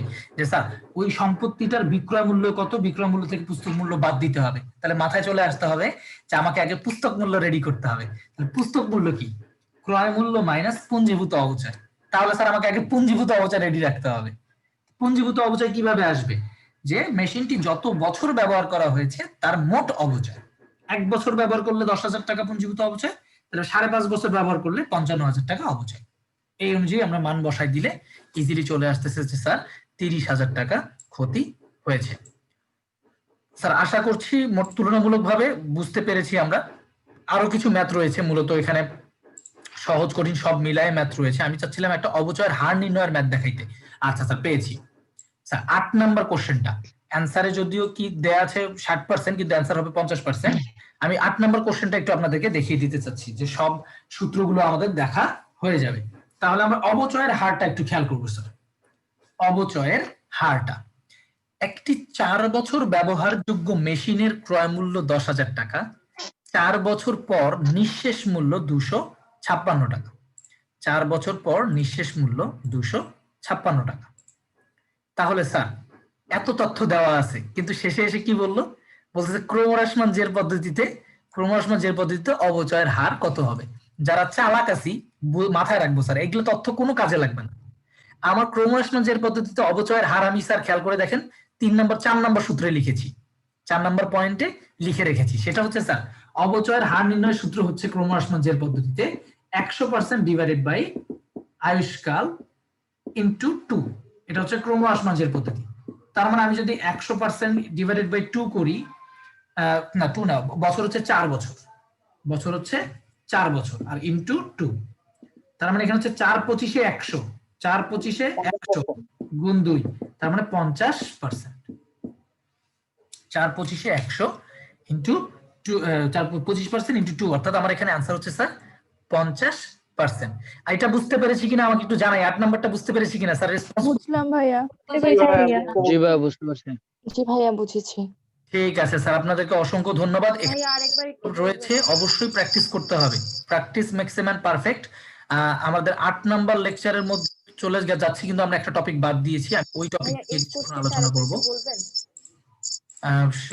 যে টপিকটা আমরা বাদ দিয়ে গিয়েছি সেই টপিকটি হচ্ছে কর ও কমিশনের টপিক। সেটা স্যার এটা কে যেন বললো আরেকবার বলতে, তাকে বলতেছি আমি যে সূত্রগুলো লিখেছি সেটা হচ্ছে প্রশ্ন অনুযায়ী। স্যার প্রশ্নে বলেছে অবচয়ের হার নির্ণয় করতে হবে। সো অবচয়ের হারের আমি 4 নম্বর সূত্রটা লিখেছি, ক্রমহ্রাসমান জের পদ্ধতিতে অবচয়ের হার। সেটা হচ্ছে স্যার অবশ্যই ক্রমহ্রাসমান জের পদ্ধতিতে অবচয়ের হার হচ্ছে 100% ডিভাইডেড বাই আয়ুষ্কাল ইনটু 2। তার মানে আয়ুষ 4 বছর, সেখানে আমি 4 বসাই দিব, বাকিটা আমার অ্যান্সার ইজিলি চলে আসবে যে 50%। ঠিক আছে স্যার? এটা স্যার ম্যাথ বাসায় প্র্যাকটিস করতে হবে, এবং বাসায় ম্যাথগুলো প্র্যাকটিস করব। যাদের কাছে বই আছে, আমাদের বইয়ে একদম ডিটেইলসে ব্যাখ্যা দেওয়া আছে অবচয়ের চ্যাপ্টারের যে ম্যাথগুলো, আমাদের এই যে ঢাকা বিশ্ববিদ্যালয়ের ম্যাথগুলো যে লেকচার সেটা আছে, এগুলো তো তোমরা যখন বাসায় প্র্যাকটিস করবা অনেক প্রশ্নেরই কিন্তু তোমাদের ব্যাখ্যার প্রয়োজন হয়। সেক্ষেত্রে কিন্তু তোমরা একটু চালাকি করতে পারো, ওই টপিকটা আমাদের বইয়ে খুঁজতে পারো, বইয়ে দেখলে বই থেকে ওইখানে দেখে নিতে পারো। স্যার বইয়ে ব্যাখ্যাগুলো দেওয়া আছে আর কি। স্যার এর পরবর্তী টপিক হচ্ছে কর ও কমিশন রয়েছে আজকে আমাদের আরেকটি টপিক, কর ও কমিশন। কর ও কমিশনের ম্যাথ সলভ করার জন্য একটা পয়েন্ট মনে রাখতে হবে আগে আমাদেরকে। সেই পয়েন্টটি হচ্ছে স্যার যে কর ও কমিশনকে আমরা মূলত কর পূর্ববর্তী এবং কর পরবর্তী মুনাফা নির্ণয়ের ক্ষেত্রেই এই কাজটা করব। একটা সিকোয়েন্স রয়েছে, সেই সিকোয়েন্সটা হচ্ছে কর বা কমিশন পূর্ব মুনাফা, কর বা কমিশন পূর্ব মুনাফা। এখান থেকে আমরা মাইনাস করি কর বা কমিশন, কর বা কমিশন, তাহলে আমরা পাই হচ্ছে স্যার অ্যাকচুয়ালি কর পরবর্তী মুনাফা। কর বা কমিশন থেকে যদি আমরা কর মাইনাস করি তাহলে আমরা পাই হচ্ছে স্যার কর পরবর্তী মুনাফা। এটা লিখে রাখবেন। কর পূর্ব মুনাফা যদি আমি ধরে নেই স্যার 100 টাকা, কর যদি ধরি 40 টাকা, তাহলে কর পরবর্তী মুনাফা হবে স্যার 60 টাকা। স্যার এই বিষয়টা একটু খেয়াল করবো, কর পূর্ব মুনাফা যদি আমি 100 টাকা ধরি তাহলে এখান থেকে যদি করের টাকা 40 টাকা বাদ দেই, কর পরবর্তী মুনাফা হবে 60 টাকা। এই সিকোয়েন্সটা মনে রাখবো, এই যে কর পূর্ব মুনাফা মাইনাস কর ইকুয়াল টু কর পরবর্তী মুনাফা, কর পূর্ব মুনাফা মাইনাস কর ইকুয়াল টু কর পরবর্তী মুনাফা, অর্থাৎ কর পূর্ব মুনাফা বা কমিশন পূর্ব মুনাফা মাইনাস কর বা কমিশন ইকুয়াল টু কর পরবর্তী মুনাফা। স্যার এখান থেকে প্রশ্ন আসার মতো যে বিষয়টা সেটা হচ্ছে যে আমি একবার ডিরেক্টলি বলে দিই, প্রশ্ন আসার মতো কোশ্চেন হচ্ছে আমাদের কাছে 4 নম্বরে যে কোশ্চেনটি রয়েছে এটা আগে একটু খেয়াল করব। নাম্বার 4 বলেছে এখানে মূলত প্র্যাকটিসের বিষয়, এটাতে আসলে টপিকে পড়ানোর কিছু না, এই ম্যাথগুলো কিভাবে অ্যান্সার করতে হয় সেটাই দেখাচ্ছি আর কি। 2005 সালে একটি ফার্মে ব্যবস্থাপকের কমিশন ধার্যের পূর্বে, এই কথাগুলো পরীক্ষার হলে স্যার কোশ্চেনের নিচে সাথে সাথে দাগ দিতে হবে। যারা একটু স্মার্টলি কাজ করতে চান তারা এই যে কমিশন ধার্যের পূর্বে, এই কথাটা যখন পাবো আমরা এখানে সাথে সাথে কি করব, যে স্যার দাগ দিয়ে ফেলবো কমিশন ধার্যের পূর্বে, এই কথাটা আই হোপ দেখা যাচ্ছে। 42,000 টাকা কমিশন ধার্যের পূর্বে মুনাফা হয়। ব্যবস্থাপক তার কমিশন ধার্যের পরবর্তী মুনাফার উপর, কমিশন ধার্যের পরবর্তী মুনাফার উপর 5% কমিশন পায়। কর বা কমিশন একই কথা স্যার, তারা কমিশন ধার্যের পরবর্তী মুনাফার উপর 5% কমিশন পায়। সবসময় মনে রাখতে হবে পার্সেন্টেজটা কার উপর দেয়া, এটা হলেই অ্যান্সার হয়ে গেছে। স্যার খেয়াল রাখবো, এই কথাটা খেয়াল রাখবো, যার উপর পার্সেন্টেজ দেয়া থাকে বা যার উপর হার দেয়া থাকে, যার উপর পার্সেন্টেজ দেয়া থাকে তাকে 100 ধরতে হয়, তাকে 100 ধরবো। স্যার খেয়াল করি একটু, তাহলে আমাদের কাছে এখানে কোশ্চেনে বলতেছে এটা হচ্ছে যার উপর পার্সেন্টেজ দেওয়া থাকে, যার উপর পার্সেন্টেজ দেওয়া থাকে। আমরা ম্যাথটা খেয়াল করে দেখি, কমিশন ধার্যের পরবর্তী মুনাফার উপর 5% কমিশন। তাহলে খেয়াল করে দেখি স্যার, তাহলে কমিশন ধার্যের পরবর্তী, কমিশন পরবর্তী মুনাফার উপর 5% কমিশন, তার মানে হচ্ছে পরবর্তীটাকে ধরতে হবে 100, পরবর্তীটাকে ধরতে হবে 100, কমিশনকে ধরতে হবে 5, আর কমিশন পূর্ব বা কর পূর্ব হবে স্যার 105। এখনই তো মাথাটা ঘুরে গেল, কেন এখানে 105 হইল? কারণ স্যার এখানে এটা মাইনাস করে তারপর এটা আসে, কমিশন পূর্ব বা কর পূর্ব মুনাফা থেকে কর বা কমিশনটা মাইনাস করতে হয়, মাইনাস করে তারপর কমিশন পরবর্তী বিষয়টা আমরা পাই। তাহলে স্যার খেয়াল রাখতে হবে যে এখানে মূলত যার উপর পার্সেন্টেজ দেয়া থাকে তাকে 100 ধরতে হয়, যেহেতু প্রশ্নে বলেছে কমিশন ধার্যের পরবর্তী মুনাফার উপর 5% কমিশন, তার মানে পরবর্তীকে 100 ধরতে হবে, আর কমিশন 5, পূর্ববর্তী হচ্ছে 105। এই সিকোয়েন্সটা মনে মনে দাঁড় করাইতে হবে।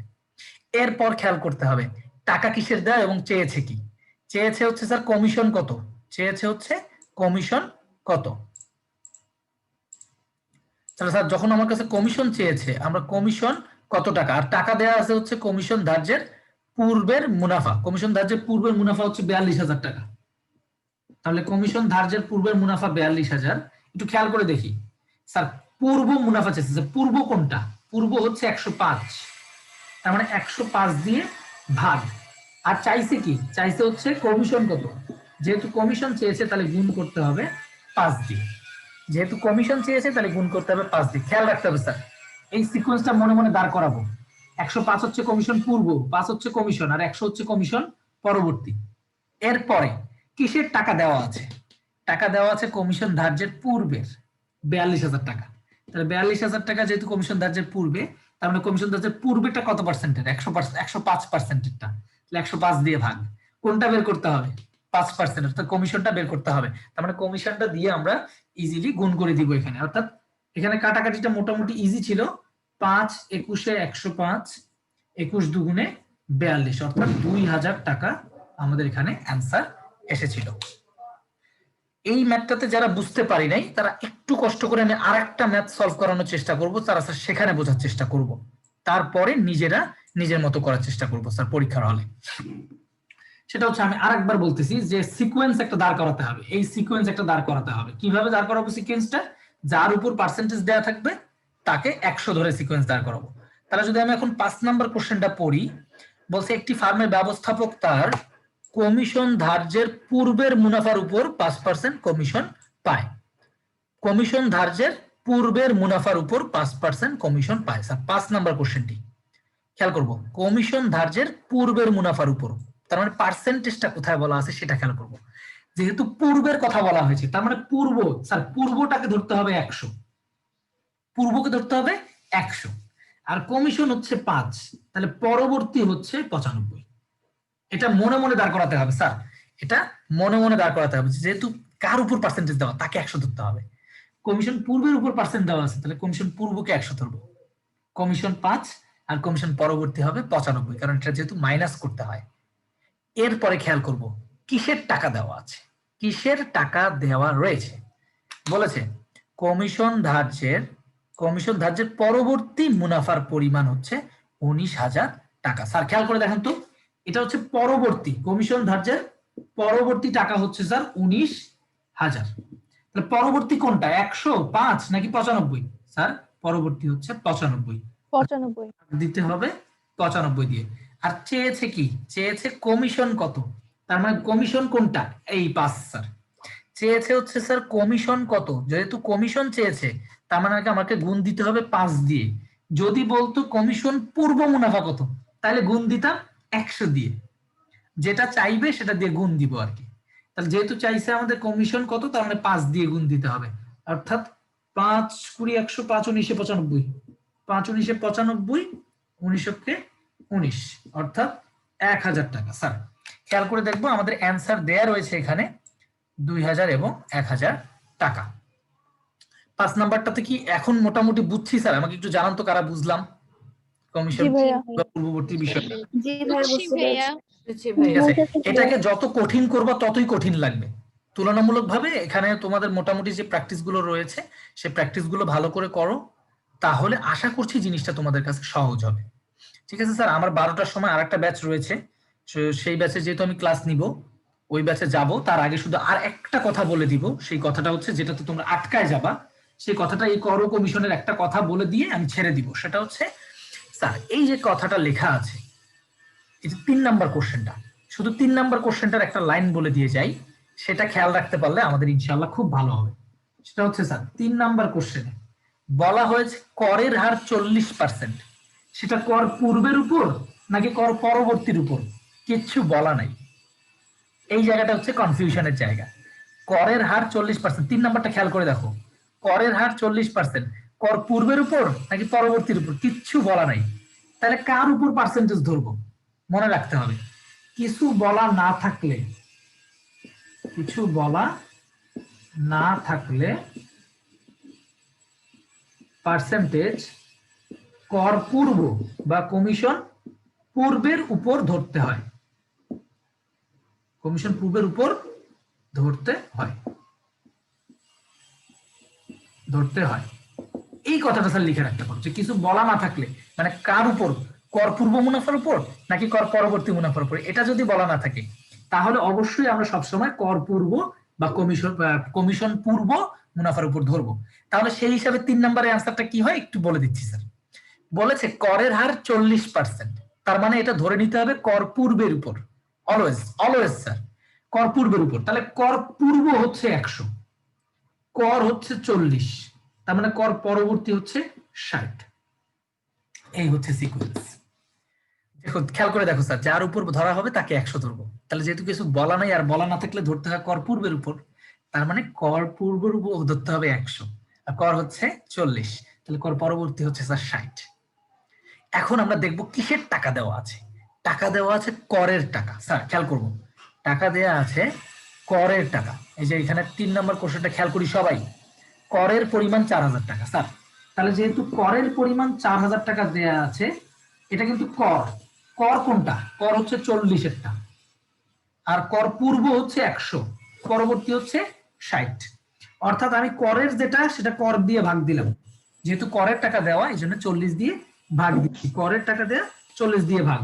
আমার থেকে যেটা বের করতে বলবে, যদি বলে কর পরবর্তী মুনাফা কত, তাহলে 60 দিয়ে গুণ দিব, 40 × 40, তাহলে স্যার এখানে টাকা আসতেছে 60 আরো 3টা, অর্থাৎ 6000 টাকা আসতেছে, 6000 টাকা আসতেছে স্যার। 40 × 40 দিলাম, 6000 টাকা হচ্ছে কর পরবর্তী আমাদের মুনাফা। যদি 100 দিয়ে গুণ দিই যদি 100 দিয়ে গুণ দিই তাহলে আমরা পাবো কর পূর্ব মুনাফা। 100 দিয়ে গুণ দিলে আসবে স্যার 10,000 টাকা। এটা হবে স্যার কর পূর্ব মুনাফা। অর্থাৎ তোমরা যদি এই সিকোয়েন্সটা দাঁড় করাতে পারো ইনশাআল্লাহ আশা করছি তোমাদের প্রবলেম হবে না। যেটা ভুল করার জায়গা ছিল সেই ভুলটা করার জায়গা হচ্ছে যে কিছু বলা না থাকলে কি করব, কিছু বলা না থাকলে কর পূর্বের উপর হারটা ধরে নিতে হবে স্যার। এই অনুযায়ী বাসায় বাকি যে প্রশ্নগুলো রয়েছে সেটা প্র্যাকটিস করব। ইন কেস যদি কোনো কোশ্চেনে আটকায় যাও তাহলে অবশ্যই পরবর্তী সলভ ক্লাস যেটা হবে বা অফিসে তোমরা স্টুডেন্টরা ফোন করবা, ফোন করে বলবা যে আমাদের লেকচার 6টা হয়ে গেছে অ্যাকাউন্টিং, 7 নাম্বার হলো, আমাদের সলভ ক্লাসটা কবে হবে, এভাবে অফিসে জিজ্ঞেস করতে হবে স্যার। তাহলে ওখান থেকে অর্গানাইজ করে দিয়ে দিবে ইনশাআল্লাহ আশা করছি। স্যার ঠিক আছে, আমি যতটুকু বুঝালাম আপনারা বুঝতে পেরেছেন কিনা আমাকে একটু লাস্ট রেসপন্স করে ক্লাসটা শেষ করে দিন। জি ভাইয়া। লেকচার 8 তারপর আপনারা ভালো করে পড়াশোনা করেন। লেকচার 6 যদি কারো মিস গিয়ে থাকে এরকম থাকেন, আমার মনে হয় পরবর্তী ব্যাচে 12টার সময় এই আইডিতেই আমি লেকচার 6 নিব ক্লাস করে। জি ভাই আমার মিস গিয়েছিল, সেলিম ভাইয়া বলেছে পরবর্তী ব্যাচে জয়েন হতে। ঠিক আছে স্যার, তাহলে আমি এই ক্লাসটা এখন শেষ করে দিচ্ছি, এন্ড করে দিচ্ছি। আপনারা সবাই ভালো থাকবেন, সুস্থ থাকবেন, আমার জন্য দোয়া রাখবেন। আল্লাহ হাফিজ। আসসালামু আলাইকুম ভাইয়া। ওয়ালাইকুম আসসালাম।